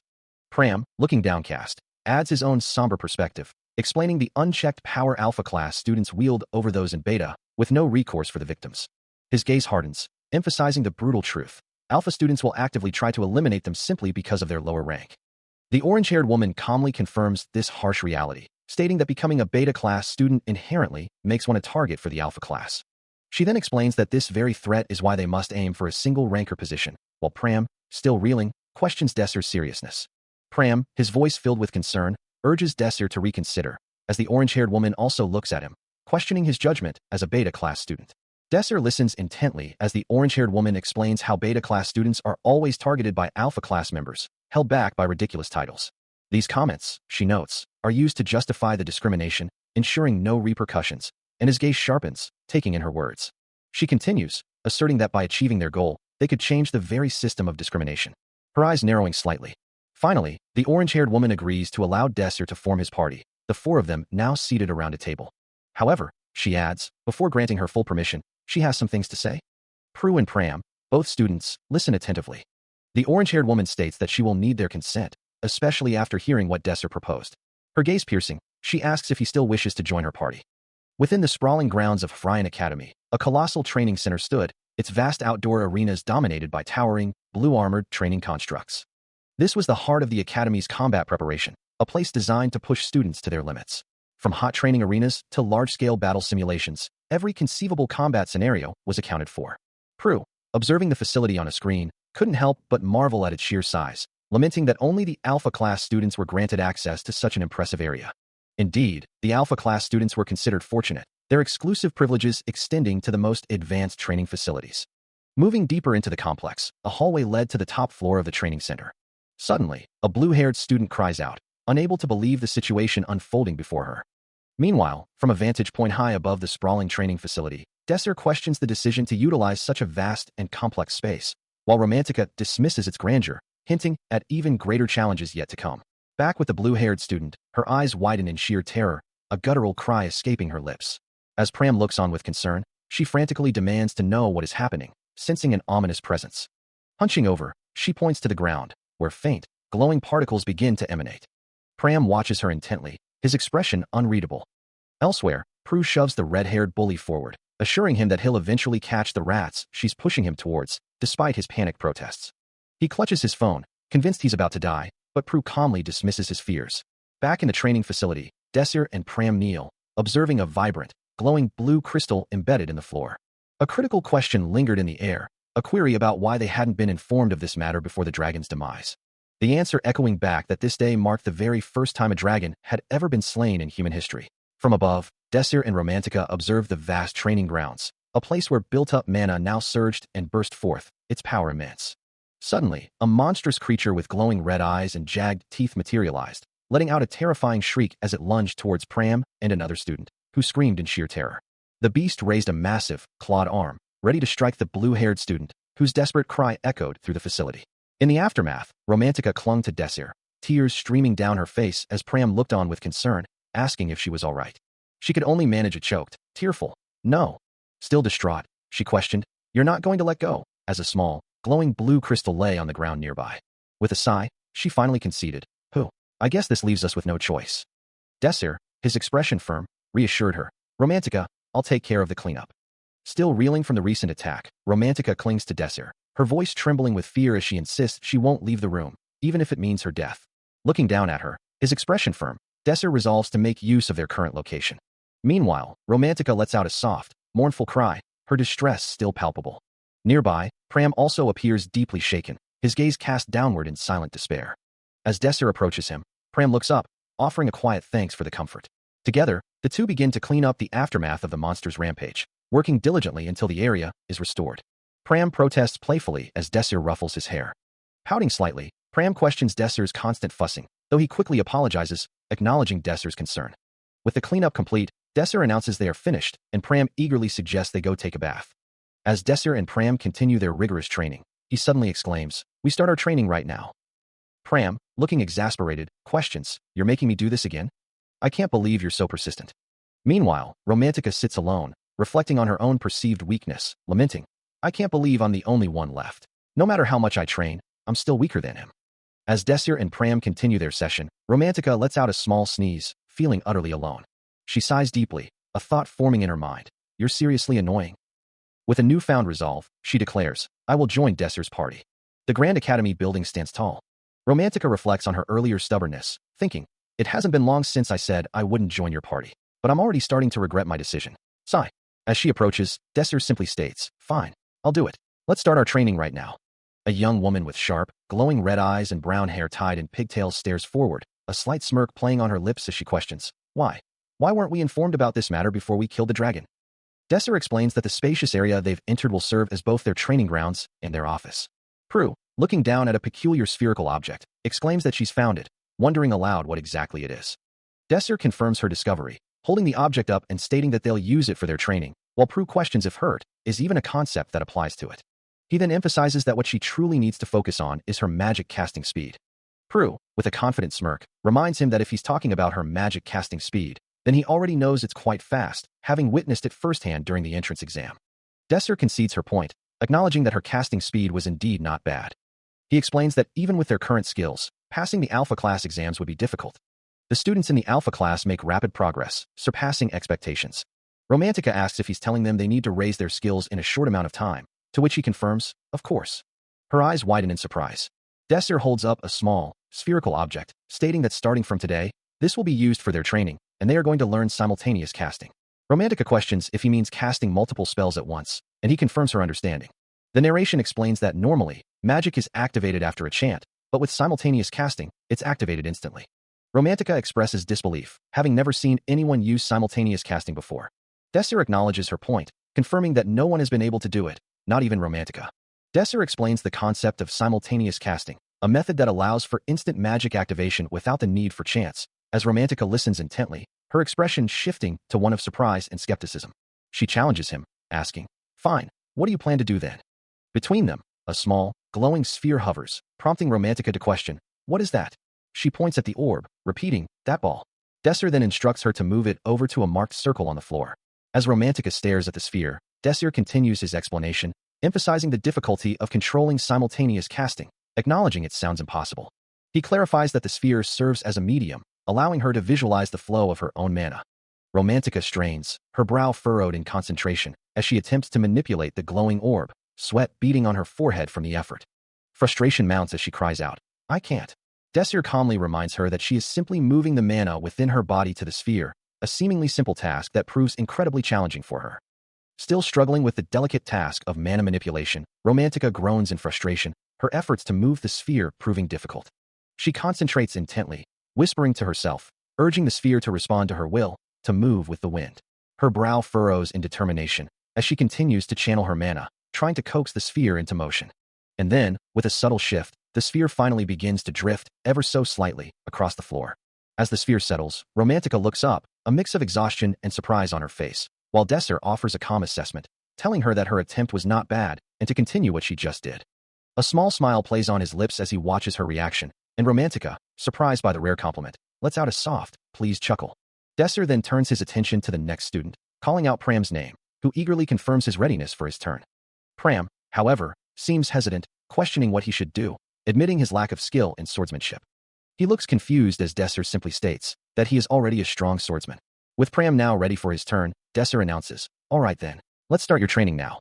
Pram acknowledges, but Desir adds a playful challenge. "That's if you can catch me, of course." Before Pram can even process the words, Desir is already a blur, sprinting away with incredible speed, leaving Pram in stunned confusion. He maintains his distance, calling back, "That applies to Romantica and your commander, too." Then, just as suddenly, he reappears closer, observing Pram still holding his weapon, and asks, "Why are you still holding your rapier?" Pram's eyes widen in shock as Desir's hand, a mere blur, moves with impossible speed. In the next instant, Desir stands behind him, casually holding Pram's rapier, leaving the young swordsman utterly bewildered, stammering, How did you know I used my rapier before?" Desir looks at the weapon, then at the crestfallen Pram, and begins to explain. So, do I need to tell you what that is? Oh yes, I need to tell you. That's the... A voice calls out to Desser. As a blue-haired student explains his hesitation, assuring him it's not a matter of trust, but rather his complete unfamiliarity with his own father. He reiterates the stark truth. He has never once seen his father before. The student then reveals his background. His mother a commoner, his father from a noble family, making him an illegitimate child. Changing the subject, he prepares to show Desser an item his father left behind for him. Now seated comfortably, the student looks to Desser, ready to reveal the family secret. He holds up a small, glowing orb, asking if Desser wants to see it, to which Desser responds with a curious affirmation. Confirming its identity, Pram states that this is the very item his father left for him. Intrigued by its presence, Desser reaches out, requesting to examine it for a moment. As he holds the artifact, Desser's expression shifts to one of profound surprise, admitting that even for a mage of his caliber, he has never encountered anything quite like it, noting the immense mana it contains, far surpassing his own. Pram, lost in thought, recalls his mother, believing she would have greeted him with tears of joy and concern. His memory continues, picturing his mother's gentle face as she would have welcomed him. He sees her holding him as a baby, her words echoing in his mind, filled with love and worry. The memory shifts to a conversation with his mother, who asks if he still misses his father, then sternly instructs him never to go looking for him, to which a younger Pram dutifully agrees. Back in the present, a melancholic expression crosses Pram's face, as his mother's voice, filled with affection, assures him of her enduring love. A young Pram, tears streaming down his face, makes a solemn promise to his mother, who lies before him. Even on her deathbed, his mother kept a profound secret, never revealing the name of his father. He understood the societal implications. Illegitimate children often faced contempt, their lack of status making them no different from commoners, even within the hallowed halls of an academy. Pram's mother, a radiant figure even in memory, had warned him against seeking his noble lineage, a warning that echoed in his mind long after her passing. Despite her words, he enrolled in Hebrian Academy, driven by a desperate hope to uncover clues about his father, even as his mother's warnings weighed heavily on his heart. His goal was clear, to find his father, believing that if he could identify a club or group his father belonged to, he might finally piece together the truth. With no other leads, he turned to his only keepsake from his father, a rapier, hoping it held some hidden clue. But upon closer inspection of the weapon, he discovered something entirely unexpected. The rapier's hilt concealed not a mana stone, but a different, unknown source of power. He thinks back to the man his mother left her for, a figure he despises, and the mother he lost. Tears welling in his eyes, he recalls the item his father left behind for his mother, something she held more precious than him, he felt. His hand tightens around the rapier, a surge of raw emotion passing through him. He remembers his past frustration, dismissing it as nothing more than a worthless trinket. A bitter laugh escapes him, still unable to comprehend its value. He stares at the blade, lost in thought. The rapier lies before him, its intricate design now holding a new significance. He once considered it a piece of junk, something he couldn't even sell. But now, as the blade begins to glow with an ethereal light, he realizes how wrong he was. Pram's mind races, connecting the dots between his current situation and the knowledge he possessed in his past life, realizing that the rapier before him holds far more significance than he ever imagined. A sudden clarity washes over him, as he recognizes the legendary Silverlight rapier from his memories. He recalls seeing it before, a faint memory from his previous existence. The rapier glows with an ethereal light, confirming his recollection of its unique power. Inside a moving train, Desser Herman calls out, his voice echoing through the compartment. Pram, where are you? A moment later, a soft, hesitant voice replies, Huh? I am right here. Desser turns to face him, asking once more, Pram, can I see that paper again? But the younger boy looks away, clearly uncomfortable. Why? I don't want to talk about it anymore. Understanding his reluctance, Desser continues, his tone softening. I know this is a burdensome request for you, but, even though nobody saw it earlier, could you show it to me once more? Pram remained silent, his gaze fixed away from Desser, lost in thought. He still couldn't bring himself to agree, his voice barely a whisper as he pleaded for understanding. Desser, however, pressed on, asking to see it again, even for a moment, but the young man insisted he wouldn't speak of it anymore. It was simply impossible, he explained, to show him that rapier again, that very rapier they were discussing. He had already sold it off. The bustling sounds of the Wyden Academy's market district now surrounded them, a vibrant contrast to their earlier conversation. Desser reflected on his previous life, a world of darkness, pain, and regret, and understood this was his chance to change things. Pram pointed down a narrow passage, assuring Desser the buyer was just down that alley. As Desser strode forward, Pram hurried to catch up, nervously admitting this was his first time venturing into such a place. Desser stands before Wujikin's antique shop, its sign prominently displayed. A strict no-refund policy is clearly posted, leading him to remark on the establishment's greedy nature. Meanwhile, Pram, still burdened by his past, declares he will never wield that rapier again, as Desser peers into a dark, narrow alleyway. A bright, Golden light spills from an opening deeper within the passage. And with Pram leading the way, they navigate the hidden path, Desser confident he can retrieve the rapier. They arrive before an ornate golden door knocker, where Pram reveals there's an even deeper secret to uncover. He and Pram step into the antique shop, greeted by a voice from behind the counter welcoming them to Woodjikin's. The shopkeeper observes them, remarking, "You two don't look like thieves." He settles back behind his counter, then apologizes for the heightened security, explaining that he'd been dealing with a lot of thieves recently. Introducing himself as Woodjikin, the shop owner asks if they know what happened today, before declaring he would tell them himself. He then asks if they were the ones who sold the rapier, lamenting that it had barely been a day and his merchant's pride prevented him from going to the police. Woodjikin sternly reminds them that there are no refunds, and that he had clearly stated that at the time of purchase. Desser, however, clarifies that he isn't there for a refund, but to repurchase the item. Woodjikin bursts into a hearty laugh. Desser held the rapier, its elegant form a stark contrast to the shop's cluttered interior, as he considered Woodjikin's words. He acknowledged the shopkeeper's sentiment, understanding that for a merchant, a gift was a gift, regardless of its origin, and that the blade's true value lay beyond mere silver. Woodjikin, now holding the rapier himself, confirmed Desser's intention, asking if he truly wished to repurchase it. With a serious expression, the shopkeeper declared the price, 40 silver pieces. He explained that while he had only paid 1 silver piece for it initially, he had since learned its true worth, and his merchant's pride wouldn't allow him to sell it for less. Woodjikin's face contorted in frustration as he recalled the past, feeling he had been fooled once before, and he wouldn't let it happen again. Desser, standing beside Pram, considered the offer, acknowledging that even selling it for 40 silver pieces was a generous proposition for such an item. Woodjikin, firm in his resolve, reiterated that if he had known its true value earlier, he would never have sold it in the first place, emphasizing his unwavering stance on the price. Despite the steep price and Woodjikin's stubbornness, Desser's expression hardened with determination, confirming his decision to purchase the rapier regardless. Woodjikin beams, clearly pleased with the transaction, as he remarks that he should have asked for an even higher price. Pram, however, looks on with a worried expression, urging Desser to simply take the rapier. Taking the weapon into his hand, Desser confirms that he won't be wielding it himself, asking for trust in his decision. He then points out a deep groove on the rapier's surface, wondering if it's meant for a finger. As he presses his finger into the indentation, a soft click echoes, leaving him to ponder the rapier's true nature. As Desser and Pram examine the intricate sword, a sudden click echoes through the room, revealing a hidden mechanism. Desser's eyes widen in surprise, questioning if what he sees is truly a blade. Indeed, a secondary blade emerges from within the rapier's hilt, confirming his suspicion. There was a blade hidden inside it all along. Pram, looking downcast, admits the difficulty of mastering such a weapon, before revealing the rapier's true name, Blanksum. Desser, taken aback by the revelation, demands to know if he heard correctly, repeating the name in disbelief. Later, confronting Woodjikin, who lies sprawled on the floor, Desser presses him, questioning if the item is truly the legendary Blanksum. The legendary material, known as Blanksum, is rumored to be far stronger than steel. The hidden blade, forged from a material known as Blanksum, was said to be stronger than steel, yet impossibly light, making it a legendary artifact.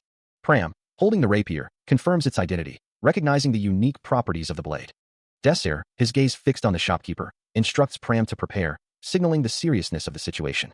The shopkeeper, Woodjikin, looks up in surprise, as Desser accuses him of attempting to deceive them with a fake.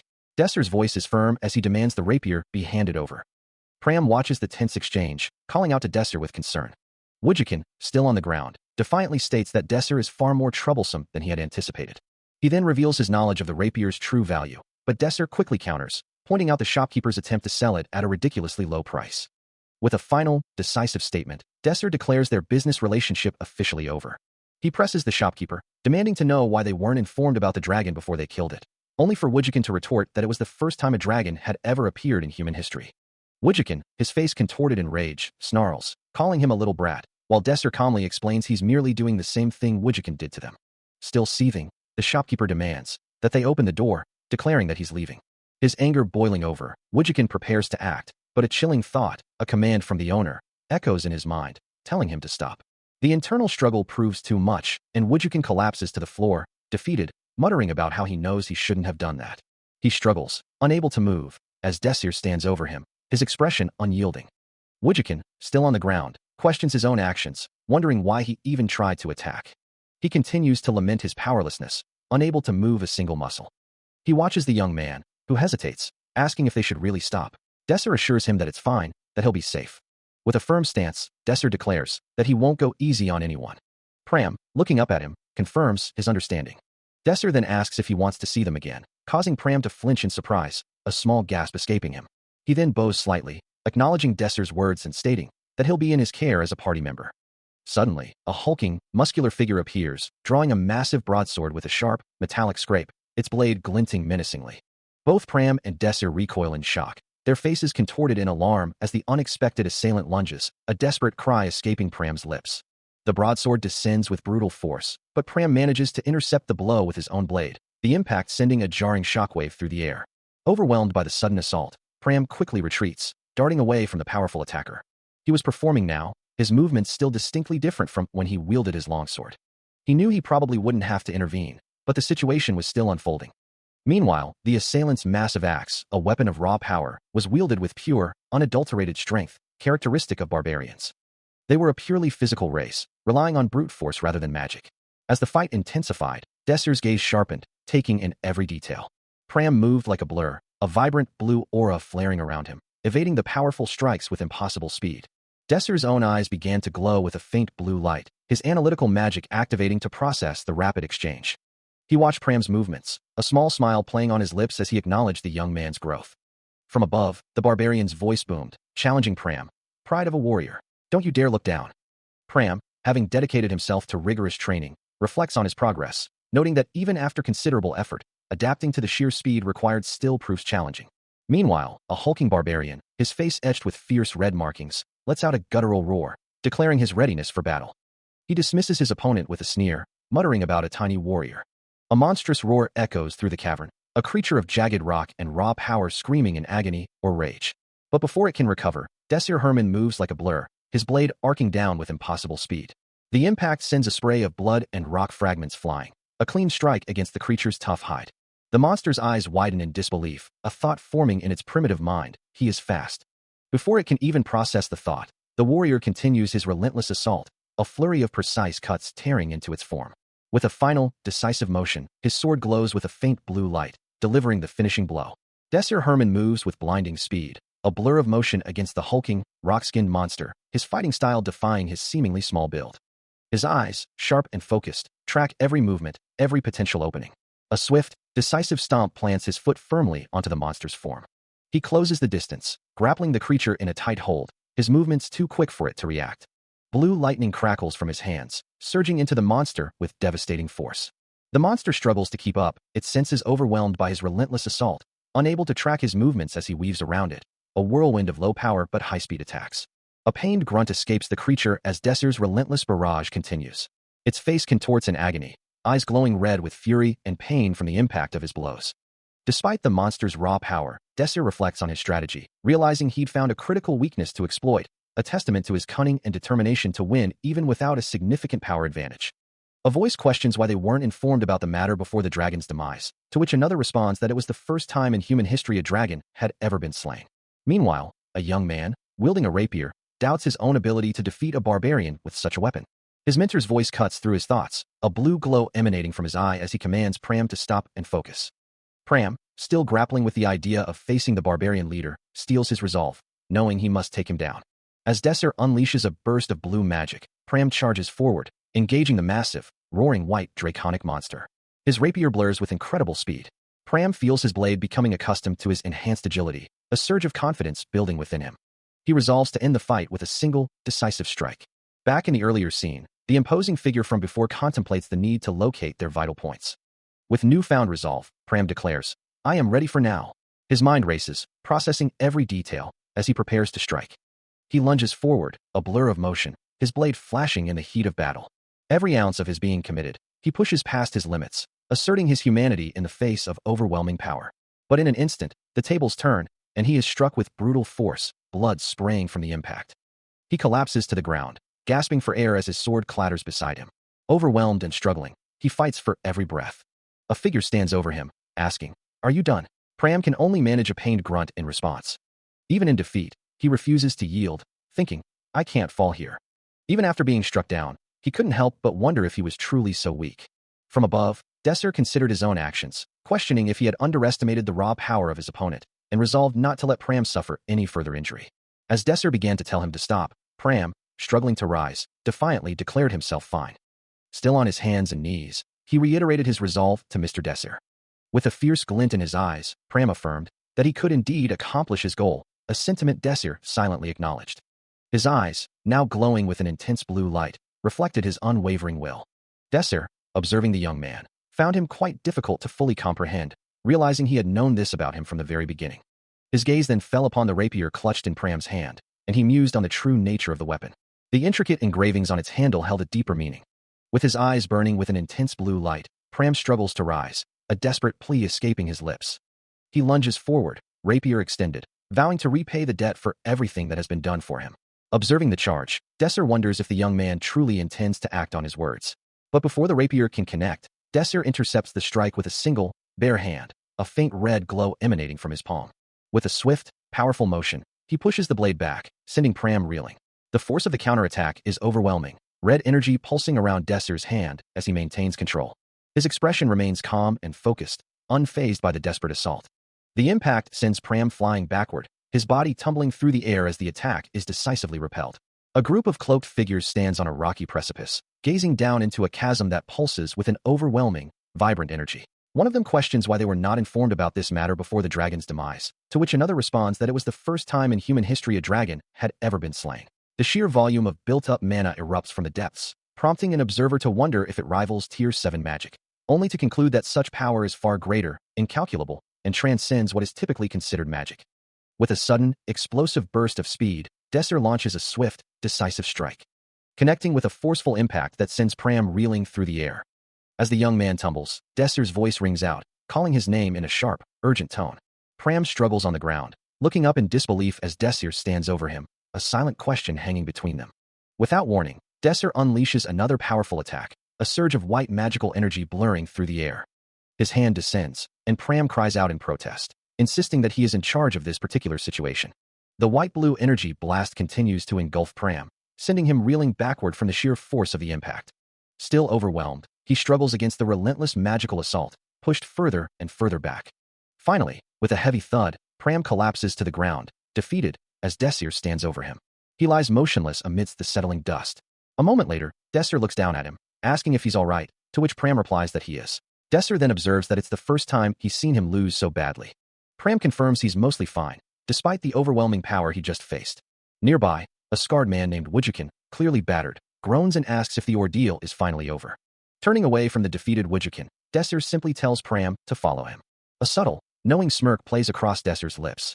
He stands before an ornate, glowing door, a gateway to the homunculus laboratory, yet a system message confirms no one possesses the strength to open it, trapping him within the blank's higher labyrinth.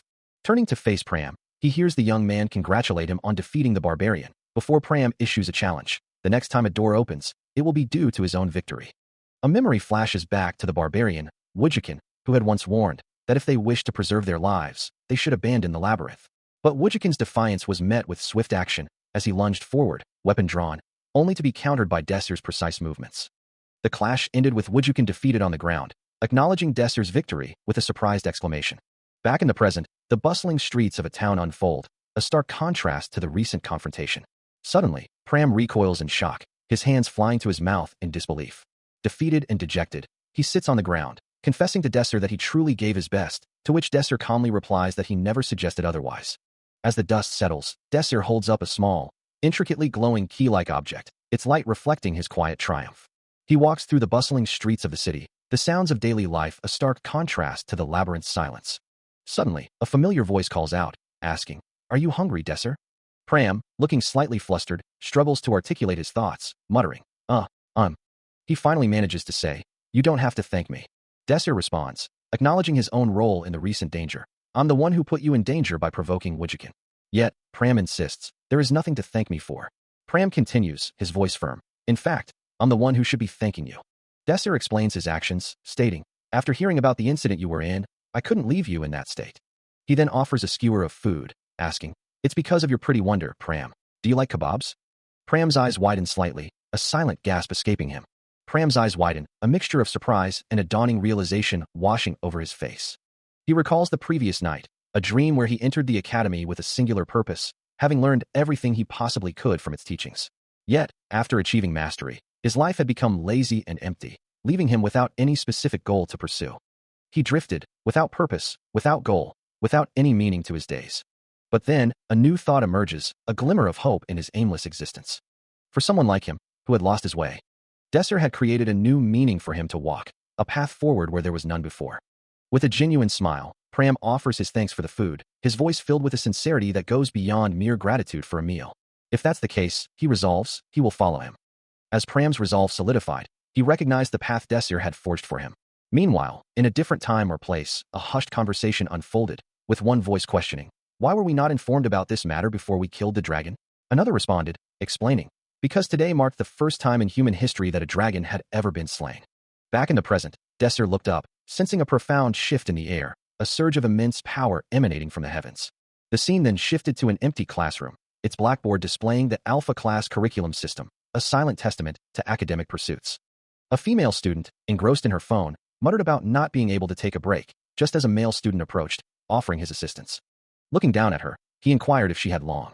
A hearty meal of roasted meat and vegetables sits prepared on a plate, awaiting its diner. Nearby, a young woman with bright orange hair and wide, surprised eyes looks on, her expression a mix of awe and curiosity. Desser finds himself approached by an older man with short blonde hair, who greets him warmly, stating that he has been searching for him for a while and is glad they finally met. The orange-haired woman reacts with a small sound of surprise, while Desser and the blonde man are seen from behind, seemingly moving towards a destination, perhaps a room marked 401. Her confusion evident, she utters a soft "huh" as the two men settle down at a table, the blonde man offering a considerate, "You must be tired." As the conversation begins, a blonde-haired man extends his hand across the table, offering a small, cross-shaped object back to his companion. His blue eyes hold a serious gaze, reflecting the weight of the moment. The simple wooden cross rests on the table, a silent testament to their shared history. An orange-haired young woman, seated nearby, looks on with a surprised expression as the blonde man's companion dismisses a previous assumption, stating that it was only his own thought. The blonde man then ponders aloud, wondering if the discomfort of dating him was the reason for the companion's actions, only to quickly dismiss the idea himself. With a slight frown, he clarifies that his reasons were different, while the orange-haired woman reveals her own past connection to the beta class. Confused, she asks if her black-haired status was the issue, but the blonde man quickly denies it. His expression turns resolute as he declares that the decision was entirely his own. The orange-haired woman then explains that her party leader had decided to disband, and mentions the companion's past with both beta and alpha class companions. The blonde man, surprised, asks if she remembers that detail. A young woman with bright orange-brown hair smiles, explaining her situation. She clarifies that she is also a commoner, sitting calmly at a table laden with food. Across from her, a gray-haired man looks utterly distraught, his eyes red with emotion. The woman appears surprised by his reaction, as he accuses her of lying, asserting that a true commoner would not have rejected his invitation. She ponders his words, then confirms his assumption, but quickly asks for his true reason behind the questioning. With a serious expression, she begins to explain, while the man thoughtfully holds a goblet. He looks surprised as she states that her party members do not perceive her in the same way he does, a slight smile gracing her lips. The gray-haired man's expression hardens, his gaze becoming intense. He lets out a frustrated sigh and a sharp click of his tongue as the woman points at him, calling him trash. The gray-haired man, his expression strained, questions the orange-haired woman's earlier insult, asking why she would act like trash. She echoes his word, a slight smirk playing on her lips, repeating trash, huh? Her thoughts drift to the deep-seated animosity between nobles and commoners, a hatred fueled by the nobles' fear that a trash commoner might surpass them, given that their own mana is inherited rather than earned. She remembers a time with her companions, a diverse group of commoners, as she continues to ponder the changing world. The times, however, have shifted dramatically with the emergence of the shadow world, allowing anyone who can find and strengthen a magic gem to wield immense power. This new reality is why the nobles, in their desperation to monopolize these powerful magic gems, forced commoners into the beta class. She concludes her internal monologue, asserting that the nobles are now like a crumbling sand castle, destined to fall, and that is precisely why she mocks them. The gray-haired man, still struggling to comprehend her intense feelings, wonders aloud why the nobles despise commoners so much. His confusion is palpable as he utters a simple, "What?" Still reeling from Romantica's fervent explanation, the gray-haired man listens as she continues, questioning why they weren't informed about the dragon before they killed it. He recalls her words, a past incident flashing through his mind, a memory so vivid it feels like it happened just yesterday. In his memory, he confronts a group of shadowy figures, accusing them of being the evil bastards from the Republic. Back in the present, Romantica sighs, accepting his confusion, but warns that their differing views might eventually make them enemies. She continues, explaining that the built-up mana was bursting out, and he wonders if it's the same as a Tier 7 magic, or something even greater. His thoughts drift to another memory, a time when he, Romantica, Desser, and Pram sat together, discussing the immense power they had encountered. In that flashback, he declares that such power wouldn't even be considered magic, deeming it incalculable. His memory continues, filled with the desperate cries of die and kill all the fucking bastards, as he recalls a brutal conflict where they were forced to kill. The grim recollection persists, with voices demanding, punish the guilty, and lamenting, because of you, I lost everything, culminating in a chilling declaration, we will not stop the execution.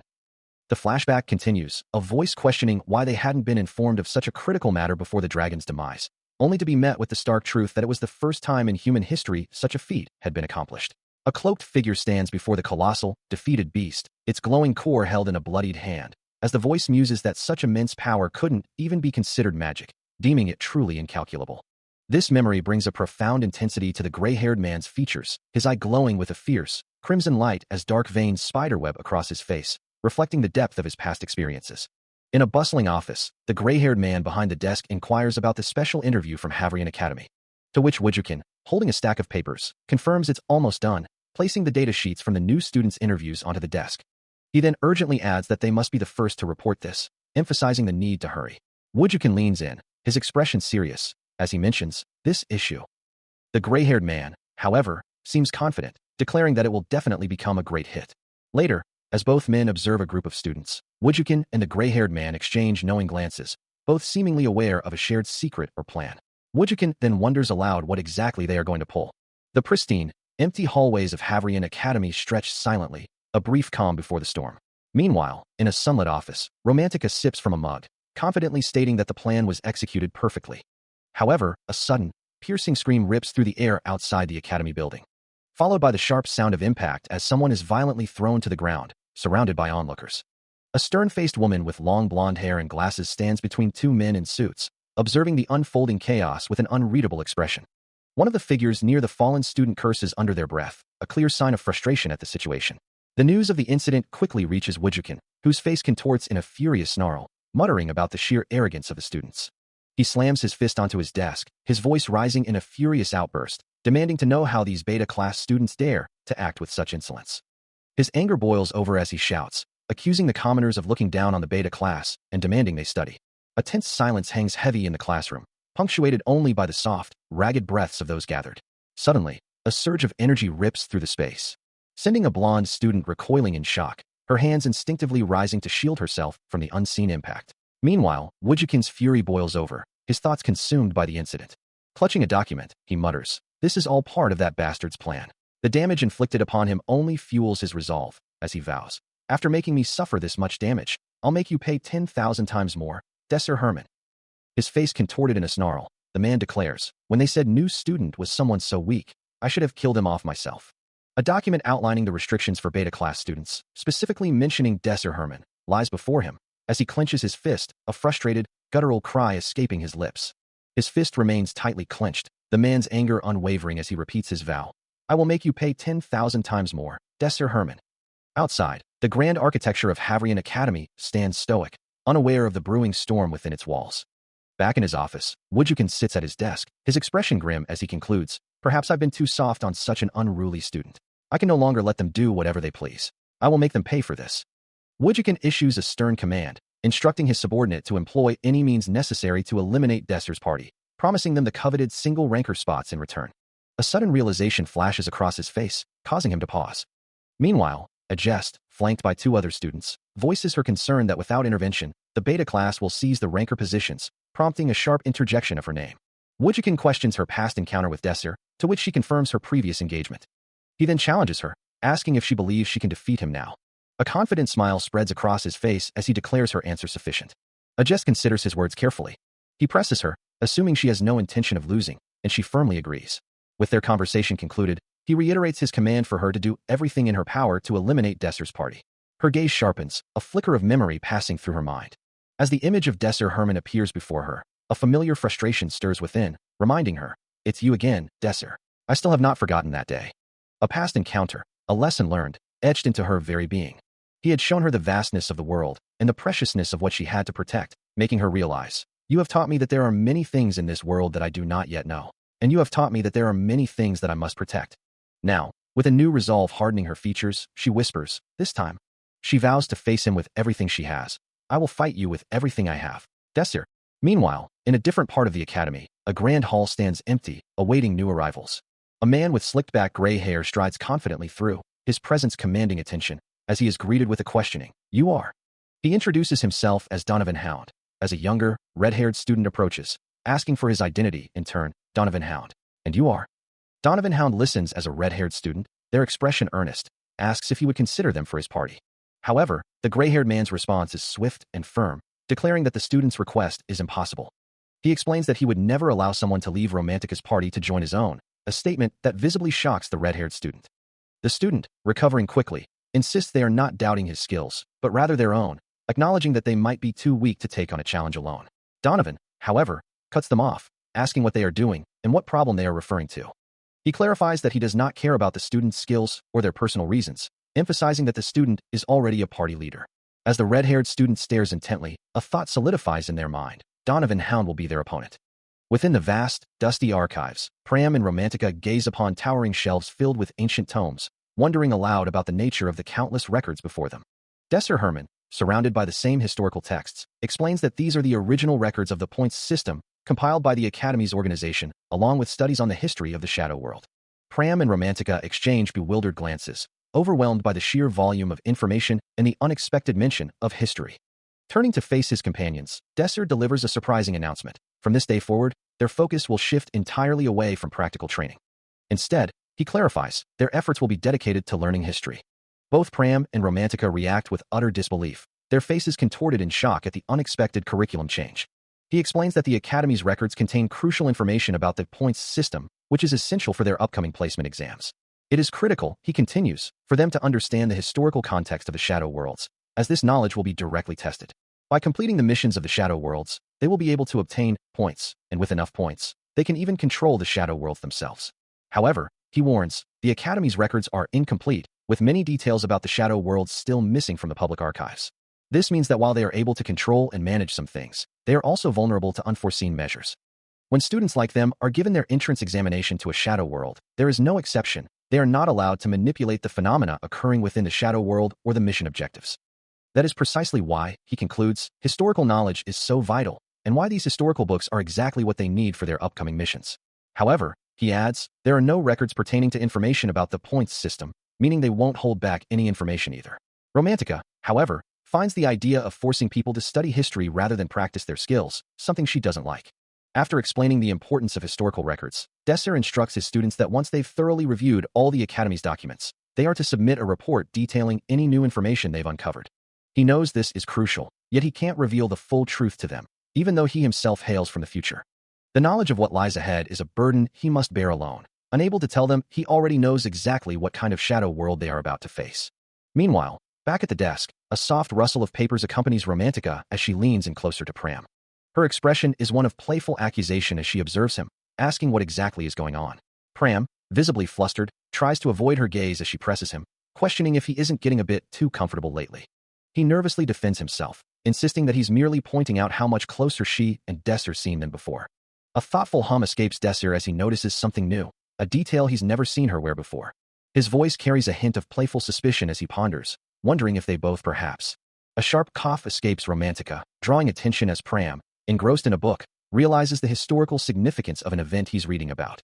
Turning to him with a suspicious gaze, Romantica demands to know why he's acting so strangely, prompting a desperate plea from him to stop.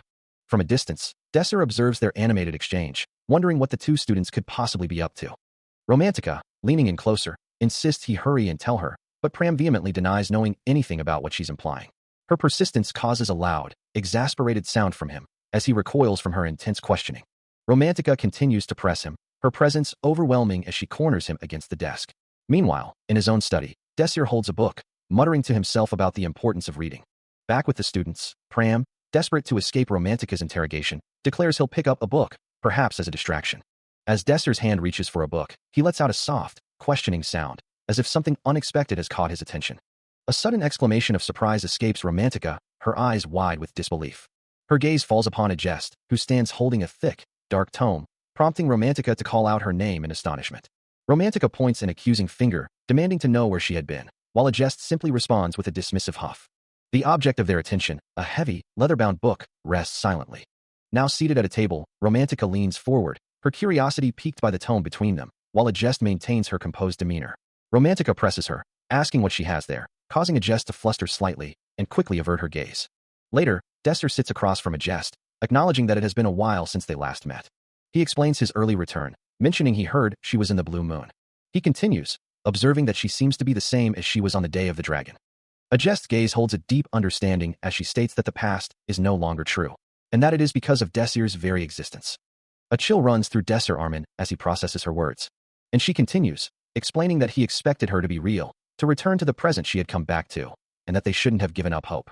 Desir then questions if she is implying he was the one who brought her back. His gaze is unwavering as he asks if that is truly the type of person she believes him to be. Ajest pauses, considering his words, before admitting that he seems to know her quite well. With a resolute expression, she confirms his assessment, declaring him her rival. Desir, with a slight smile, admits he is quite flattered. He continues, acknowledging that she attributes his success to her, and apologizes for his own efforts. As Ajest looks back over her shoulder, offering a dismissive humph, still maintaining her competitive stance. Desir accepts her assessment of his efforts, but refuses to let her take credit for her own, explaining that his intense drive to catch up to her was fueled by a desire to prove both their competitive spirits. A narration emphasizes her crucial role as the core figure of their attack force within the Shadow World, stating that she will need to become stronger than ever before. As she walks away, Ajest declares she is looking forward to their battle. The narration confirms her identity as Ajest King's Crown, as she continues to depart. A group of cloaked figures stands on a desolate, cracked landscape, the ground beneath them glowing with an intense, orange light. They question why they were not informed of the matter before the dragon's demise, only to be reminded that this marks the first time in human history a dragon has ever been slain. The built-up mana now bursts forth, a power far exceeding even Tier 7 magic, an incalculable force. The day of Hebron Academy's placement exam had finally arrived, with countless aspiring mages gathering, their voices echoing through the grand halls. Among the bustling crowd, a few students discussed the gravity of the situation, one remarking that the exams were the greatest events in the academy. As the time drew near, a large, dark doorway stood open. A single foot stepping through its threshold, the student confidently affirming, "Well, of course." Another student emphasized the point with a decisive gesture, reiterating that the placement exams were indeed the greatest events in the academy. Inside, Desir, Romantica, and Pram stood together, observing their surroundings with a mix of anticipation and calm. Romantica, turning to her companion, exclaimed, "Huh? Desir, you're..." She observes him, a hint of amusement in her voice as she notes his perfectly adjusted necktie. He sighs, adjusting the knot, admitting that formal events like this are always a bit of a hassle for him. Pram, ever earnest, offers a sincere compliment, while Romantica quickly echoes the sentiment, both agreeing that he looks quite good. He glances at his reflection, a small smile playing on his lips as he muses that he's getting used to it, though a part of him still struggles with the unfamiliarity. Turning to his companions, he asks if they are ready, receiving enthusiastic affirmations from both. With a determined step, they begin their journey. As they move through the bustling academy grounds, whispers and exclamations erupt from the surrounding students, many recognizing Desir and commenting on his appearance. The cheers grow louder, some calling him captain, their admiration palpable. Romantica looks around, a surprised expression on her face as she realizes the students are cheering for them. "So, he's Desir," Romantica remarks, her voice tinged with surprise, as Pram adds, "He looks pretty ordinary." "I know," Desir replies, placing a reassuring hand on her head. "Stop worrying. I will definitely pulverize them." An intense, focused light emanates from Ajest's eyes. "We're going to decide on our positions right now," Desir announces to the gathered students. He then turns to Romantica, declaring, "Romantica, you are going to be our sniper." Ajest is assigned to the front line as their tanker, her job to halt the enemy's advance, with Pram positioned behind her to take them down. Romantica voices her doubts, wondering if her magic will work on Alpha-class students, but Desir's voice cuts in, instructing her to simply fire her magic as soon as she detects them. Pram, clearly anxious, questions how much force he'll need to use, admitting this is his first simulated attack, as Desir's off-panel voice assures him that if he doesn't take them down, he will. Don't worry about that." Desir dismisses his concerns, explaining that the ball they'll be using for the attack was made with durability, power, and mana absorption in mind. He reiterates his instructions, but Romantica voices her concern, questioning how they can fight Alpha-class students when they've never even faced a dragon, with Pram echoing her sentiment, wondering about the challenge ahead. Turning to Pram, he assigns him the crucial role of protector, his half-dealer, to which Pram responds with a firm affirmation. Ajest looks at him, a silent question in her gaze, but he simply reassures her to leave everything to him, and she accepts his confidence. Romantica then worries about their equipment, but he quickly dismisses her fears, assuring them he has everything under control, earning Pram's trust. Internally, he acknowledges his role, accepting that he will be the one to orchestrate their success. The moment arrives as the gate to the Shadow World now stands open. All students are instructed to line up and enter through the imposing structure. With their mission about to begin, the team stands together, ready to face the challenges within. A clear, authoritative voice announces the commencement of the placement exams. Deep within a sun-dappled forest, Desser looks up, a sense of urgency dawning on him as he realizes the allotted time must be almost up. His objective is clear: locate the enemy's base. A system notification confirms the proximity of a hostile enemy base, directing him to search for it. As he and Ajest scan their surroundings, he notes the absence of Romantica and Pram. A subtle humming sound begins to resonate through the air, drawing his attention. He recoils from a sudden impact, a spray of ice particles erupting around him. Identifying the attack, he recognizes it as Ice Bolt magic. He can hardly believe he's been found so quickly. Desser Armin stands ready, facing his opponent. A wry smile playing on his lips, he muses about his unexpected notoriety. His opponent retorts that his fame is hardly positive. Their gazes lock, each pair of eyes burning with fierce determination. Without hesitation, Desser unleashes an Ice Blast, a torrent of frigid energy surging forward. But before it can connect, Ajest counters instantly with a blazing fire road, a path of golden flames erupting to meet his attack. She unleashes a powerful ice wave, a Waria wave, as blue energy surges from her hands, forming sharp shards. Observing the attack, Desser realizes she's utilizing two different types of magic simultaneously. The ice wave continues to grow, manifesting into a colossal, jagged construct. It crashes down with immense force, taking the form of a fearsome ice dragon as it impacts. But Desser is already moving, raising his hand to cast a defensive spell, thinking, if it's like that. The ice dragon continues its relentless assault, its jagged form tearing through the air. With a determined expression, he concludes, her own magic will soon fluctuate and be stopped. Suddenly, Ajest's blue magical energy flickers around her hands, her expression shifting to one of surprise as her spell destabilizes. The ice spell shatters completely, leaving only fragments and a shadowy figure in its wake. A voice questions why they weren't informed about the dragon before its demise, only to be met with the stark reality that it was the first time in human history such a feat had been accomplished. Below, the ground cracks and glows with immense power, mana bursting forth from the fissures, a force so vast it transcends even Tier 7 magic, becoming incalculable. A sudden, sharp crack echoes through the air as ice begins to fracture, followed by a dark, spiky burst of energy that seems to erupt from within the frozen expanse. A brilliant blue light then bursts forth, sending countless ice shards scattering in every direction. As Desser grips his staff, his attention fixed on the escalating magical display. More ice shards continue to fly, creating a chaotic, shimmering storm around him. But then, with a look of utter surprise, he realizes the ice has stopped. As if in response, a massive vortex of ice and wind erupts before him, swirling with immense power. He lets out a cry of effort, pushing his magic forward. But a sharp impact sends him reeling, a pained grunt escaping his lips as a fresh cut appears on his cheek. Standing over him, a blue-haired woman with piercing red eyes asks if he was unprepared, declaring that his level of concentration is something he will never achieve. Her expression is cold as she asks if he has any last words. Lying defeated on the ground, Desser struggles to comprehend, muttering that he doesn't understand the mana that was used against him. The blue-haired woman simply observes him, a soft, mocking chuckle escaping her lips. As a vibrant blue aura flares around her, she declares he chose the wrong opponent. Desser's eyes widen in shock, realizing his own magic was completely analyzed.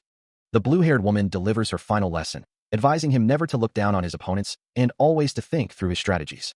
He unleashes a torrent of blue magic, confident in its power, proclaiming it the very essence of magic itself.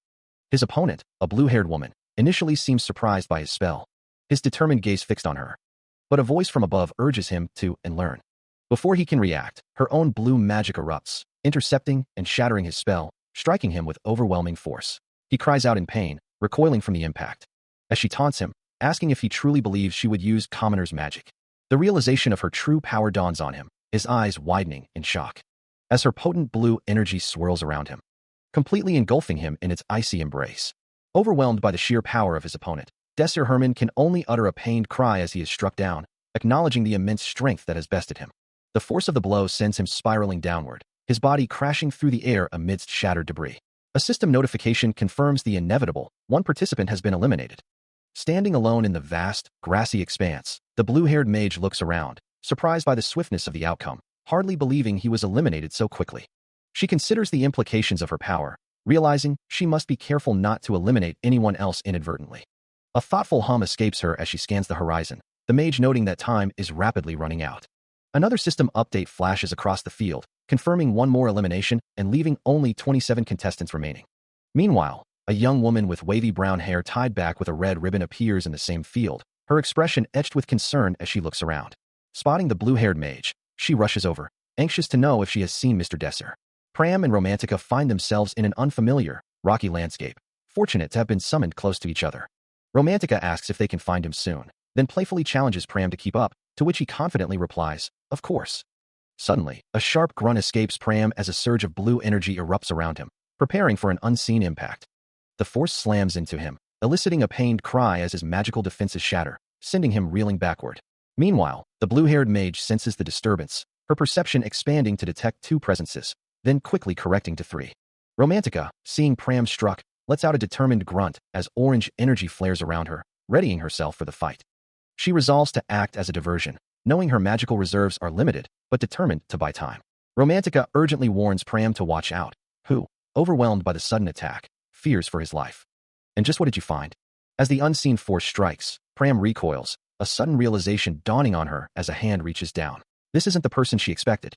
Moments later, in a desolate, rocky expanse, Desir stands before Romantica and Pram, a stern expression on his face. He admonishes them, explaining that careless use of search magic reveals their current location. Romantica, looking away with a slight frown, mutters under her breath, acknowledging the obvious truth of his words. Meanwhile, an unseen voice ponders, wondering if Desir has truly grown since their last encounter. Romantica challenges their unseen opponent, asking what they mean by their words, and if they are so confident, why they don't try to attack themselves, while Pram quietly questions his own impending strike. Desir dismisses their opponent's words, stating that even if they knew their location, it wouldn't change anything. He continues, questioning the source of their confidence in believing they could defeat them. Romantica lets out a scoff, finding the answer obvious, as Pram, with a blur of motion, launches his attack. His blade, aimed true, is met with an unexpected, glowing blue barrier from the unnamed mage, deflecting the strike with ease. Before he can even react, the mage counters, a burst of blue energy pushing him back, her voice echoing, "As expected, you're still too slow." The mage's words hang in the air, a stark reminder of her superior speed and skill, as Pram recoils from the impact. As the tension mounted, Desir urged his companions to focus, telling them to stop overthinking and just get ready, while Romantica scoffed at the situation. With a determined shout, Pram launched himself forward, his blade a blur, but the blue-haired mage moved with impossible speed, deflecting his strike with a casual flick of her arm. Before he could even register the block, she retaliated instantly, her own counterattack a swift, unreadable motion. A burst of blue energy erupted from her hand, slamming into Pram's chest, sending him reeling backward with immense force. He became a mere speck in the air, propelled by the sheer power of the blow, as the mage remained perfectly still, watching him fall. Desir could only stare in disbelief, wondering how the opponent could possess such strength, while Romantica cursed the arrogant display of power. The blue-haired mage, now radiating a vibrant blue aura that cracked the very ground beneath her, warned them not to dare look down on her. Her words, coupled with the overwhelming display of power, left Desir speechless, and Romantica could only utter a disbelieving curse. Meanwhile, Pram cried out in pain and confusion, unable to comprehend what had just happened to him as he continued to fall. Desir, still reeling from the sudden assault, attempts to warn his opponent, reminding her that she shouldn't only focus on Pram. But the blue-haired mage simply extends her arm, a vibrant blue aura flaring around her, and retorts, "Otherwise, I won't be able to worry about me." Behind him, Romantica urges Desir to get up, while Pram remains on the ground, groaning in pain from the previous attack. Desir's eyes narrow, a determined glint appearing as he reminds himself, in a battle, you can't look away from your opponent. But before he can act, the blue mage's hand shoots out with impossible speed, seizing his arm and demanding, "Don't you dare lecture me." With a swift, powerful twist, she sends him spinning through the air, leaving him stunned and wondering, when did she? The blue mage's voice cuts through his shock, her words dripping with disdain as she declares, "Now isn't the time to put your focus on me, you fools. Your slowing is too slow." She stands poised, a whirlwind of blue energy and swirling leaves surrounding her, radiating an undeniable aura of overwhelming power. As the blue mage stands unchallenged, Desir, surrounded by a vibrant blue aura, launches himself forward, declaring his intent to end the confrontation. But his attack is instantly repelled, sending him hurtling backward, a frustrated curse escaping his lips as he falls. He lands hard on the ground, defeated, as the blue mage dismisses his efforts, believing him too weak to even be a part of her plans. From a distance, Romantica and Pram watch Desir's swift defeat, Romantica calling out to Pram, who wonders how things are progressing on her end, feeling the weight of their own perceived weakness. Undaunted by Desir's failure, Ajest charges forward, her sword drawn and ready to strike. But the blue mage, manifesting ethereal blue wings, effortlessly repels Ajest as well, declaring her finished in an instant. Now both Desir and Ajest lie defeated on the ground, as Romantica and Pram observe the scene, Romantica remarking on the blue mage's unwavering guard and wishing their opponents would be so careless. Pram acknowledges Romantica's improved skills, who credits Desir for her growth. The blue mage, looking down at the fallen figures, casually admits she had forgotten about them, then dismisses their reactions as overblown for such a trivial matter. As the dust settles from the recent confrontation, a familiar voice playfully chides Desir, asking if he already knew the outcome, finding his personality rather peculiar. He admits to getting a bit carried away, apologizing for missing his chance to intervene. Another companion scoffs, confirming they had indeed been observing the entire time, prompting an exasperated cry from the first. Desir, unfazed, inquires about the events, expressing surprise at their newfound power and wondering how they'd grown so strong. The white-haired girl, however, dismisses his observation with a wry wee, insisting she hasn't gotten any stronger. Her name is Romantica, and her expression is one of clear annoyance. She demands to know what they are doing. Desir then turns to the blue-haired boy, Pram, reminding him that he also wanted to grow stronger, to which Pram quickly denies, "Hey, I wasn't." A new phase is likely to begin soon. A low rumble echoes across a darkened, stormy sky, as lightning crackles violently around a towering clock tower. From the oppressive darkness, a pair of malevolent red eyes glow ominously, accompanied by a chilling, high-pitched squeak. A group of cloaked figures stands amidst a desolate, rocky landscape, one of them questioning why they weren't informed about the dragon before they killed it, only to be met with the stark reply that it was the first time a dragon had ever been slain in human history. Suddenly, the scene shifts to Desir, who coughs violently, his body racked by a surge of fiery magic.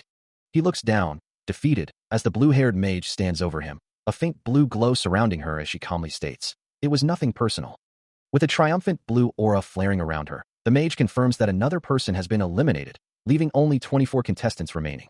Meanwhile, Pram holds an injured Romantica, who confirms another elimination, leaving only 23 people in the alpha class. Romantica reminds him of their earlier discussion, saying, "You said you would decide with us about." To which Pram replies, right? As the rules of the competition become clear, the first method is to eliminate the basic objective of the first stage, while the second is for the last person to be the last standing. Pram reminds Romantica that the competition is for the top 50, and they don't necessarily need to clear the quest to secure first place, only to survive until the end. Romantica concedes, realizing he is right, and that they still have a chance with the second method of victory. He elaborates that they don't need to aim for first place, just to remain within the top 5. Pram continues, predicting that the remaining 15 people will soon begin fighting each other, meaning they only need to eliminate 10 more people while others are busy battling it out. He asks Romantica if this sounds easier than the first method, a confident smirk playing on his lips. Romantica, now fully on board, enthusiastically agrees with his assessment. With their strategy decided, Romantica urges them forward, ready to put their plan into action. The two begin their journey through a dense, dark forest, the path ahead shrouded in shadows. Pram suggests it's best to avoid conflict for now, noting that they seem to be the only ones not fighting, a fact he finds quite agreeable. In a distant memory, mages once stood over a cracked, glowing landscape, marveling at the sheer, incalculable power unleashed by a dragon's demise, a phenomenon previously unheard of in human history. Now, Desir finds himself grappling with a different kind of power, his thoughts racing as he recalls the first time he witnessed such a creature, wondering if he's destined for trouble. He ponders the implications of his commoner status, while Romantica, walking ahead, can't help but wonder about their current predicament. Desir imagines the dire consequences if his true background were to be exposed, a stern voice in his mind confirming that expulsion would be the inevitable outcome for a commoner like him. Most likely, she thinks, her identity as a commoner would have been revealed, a fate she narrowly avoided. As Romantica walks, a gloved hand reaches out to her, and a familiar voice calls her name, offering comfort. She turns to face Desir, annoyed by his calm demeanor, telling him to stop looking down on her, insisting that even if her identity were known, she wouldn't be in trouble. With a confident smile, Desir reassures her, telling her not to worry, because she has him. His words cause Romantica's cheeks to flush, a soft blush spreading across her face as she thinks about him. The group continues their journey through the rain-soaked forest, the conversation shifting to the party they are now a part of, with a firm voice insisting that someone stop. As the group arrives at a towering clock tower, a voice calls out to Desir, urging him to move, but he pauses, captivated by the structure. He finds himself truly liking the sight of it. The grand clock face and its bell looming above them. The formally dressed man accompanying them questions the urgency, wondering aloud what the sudden rush is for. He then asks if it's already time for whatever event is about to unfold, his gaze fixed on the tower. Desir, meanwhile, receives an internal prompt, reminding him to use his existing knowledge to assess their current predicament. As lightning flashes around the structure, a system notification confirms that previous clock tower has been activated, revealing it to be an escalation device, capable of spawning 5 demonic creatures every hour. Romantica and Pram react with concern as another notification appears, announcing that a new quest has officially begun.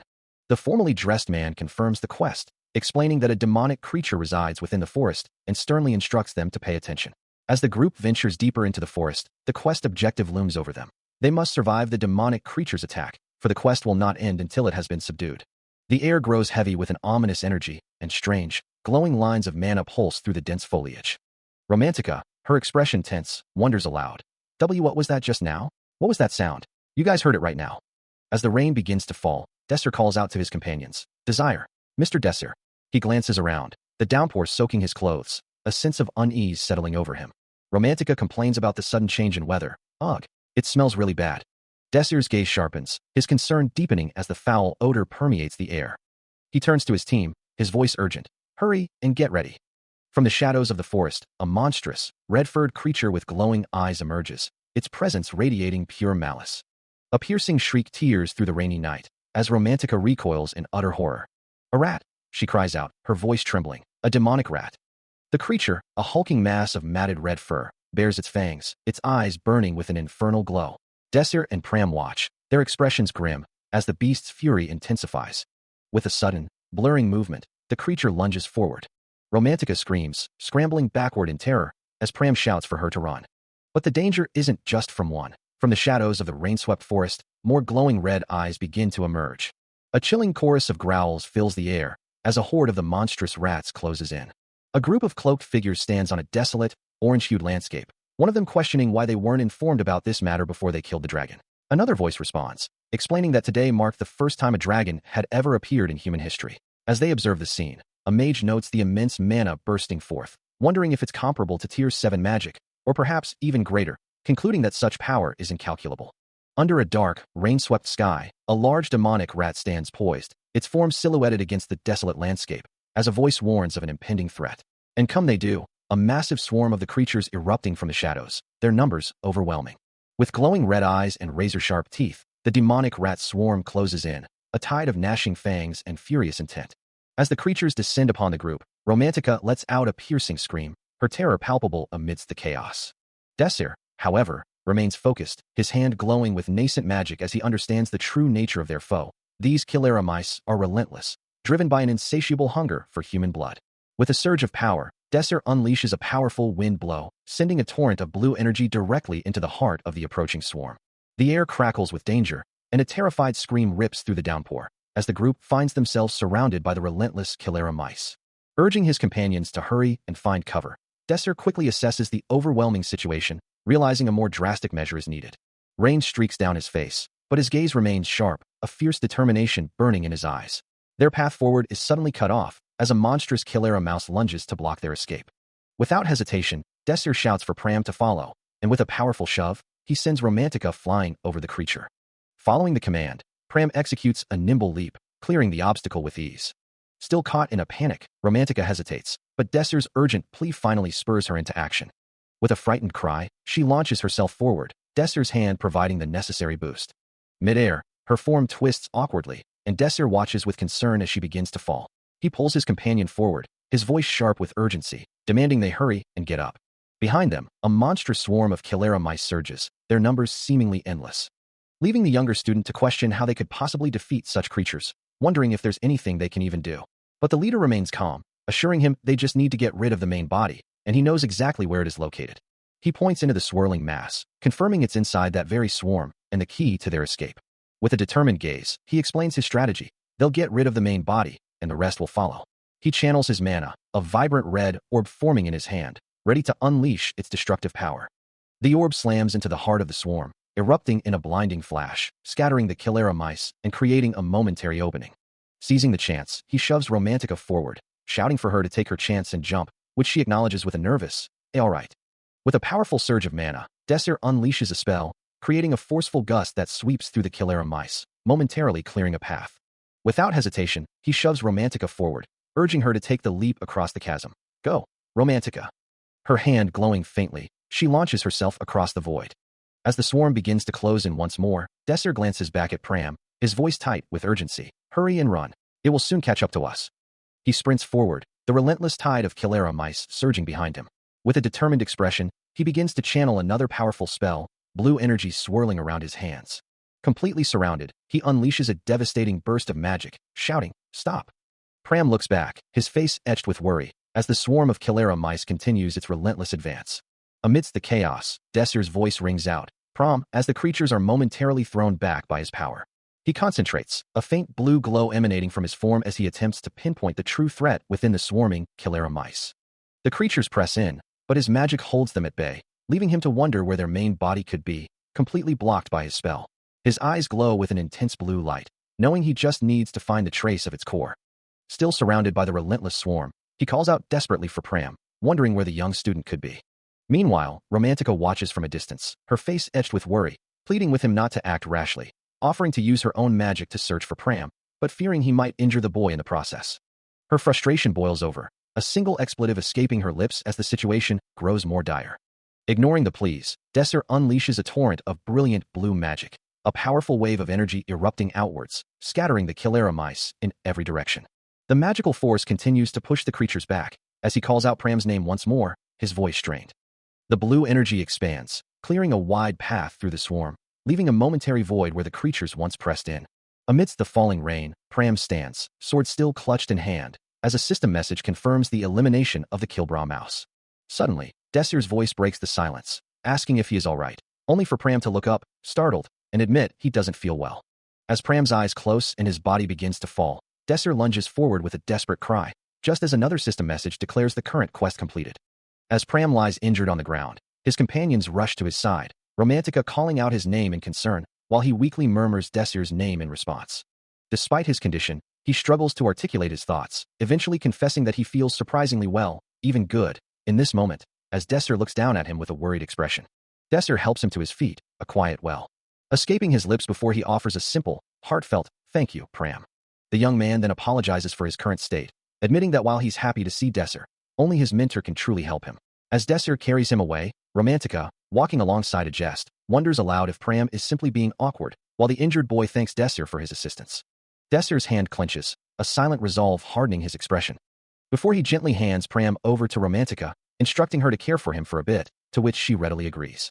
Still recovering from his injuries, Pram is gently instructed by Desir to lean against a nearby tree.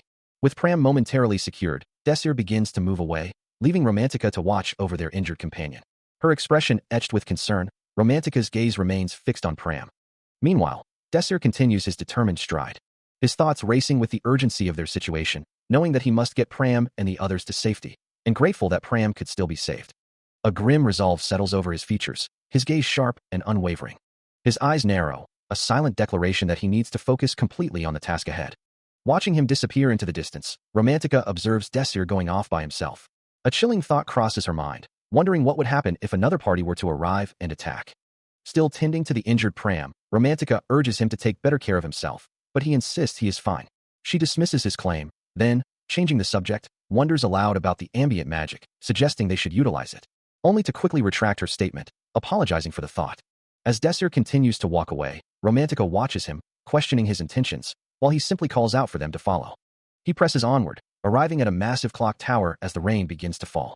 Looking up at the towering structure, he mutters an apology, blaming himself for the delay. Meanwhile, Romantica reassures Pram that it's not his fault, promising to protect him. As his hand begins to glow with an inner light, Desir resolves himself to the task ahead. With Romantica urging him to hurry, the trio moves towards the clock tower, ready to face whatever lies within.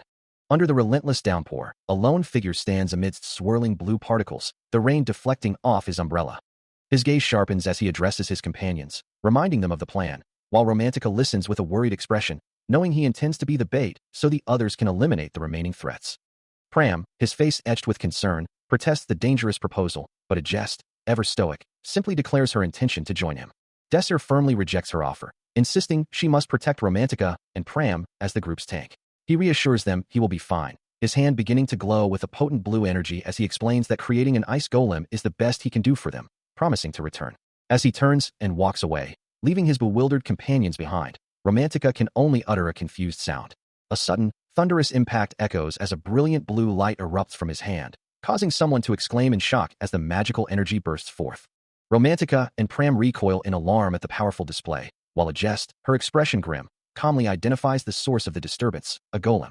With the golem now confirmed, a jest takes charge, issuing a clear command for all tanks to move to the front. Looking back at his party, Desir notes with a hint of amusement that they no longer seem to be following his lead. A voice questions why they were not informed of this matter before the dragon's demise, only to be met with the stark reality that it was the first time in human history such a feat had been accomplished. Meanwhile, in the present, the weather takes a turn, and the current crisis facing the party members is at its peak, leaving them in a precarious position. The attack from earlier has found their location, striking them all at once. Romantica's eyes glow with a fierce yellow light as she realizes the sheer power of their assailants, noting that no first-year mage should possess such a level of mana control skill, the built-up mana bursting out of them. Pram's face contorts in shock, wondering if this is the same as a Tier 7 magic, or if this much power is even greater than that. The rain continues to fall heavily around the iconic clock tower, as the students face an incalculable threat. A jest, ever the leader, addresses Pram with a resolute, "All right now." Suddenly, a new voice cuts through the downpour, as Kim Hyunwoo steps forward, asking, "Shall we get started?" With the group now assembled, their auras ignite with vibrant energy, ready to face the overwhelming power of their unknown enemies.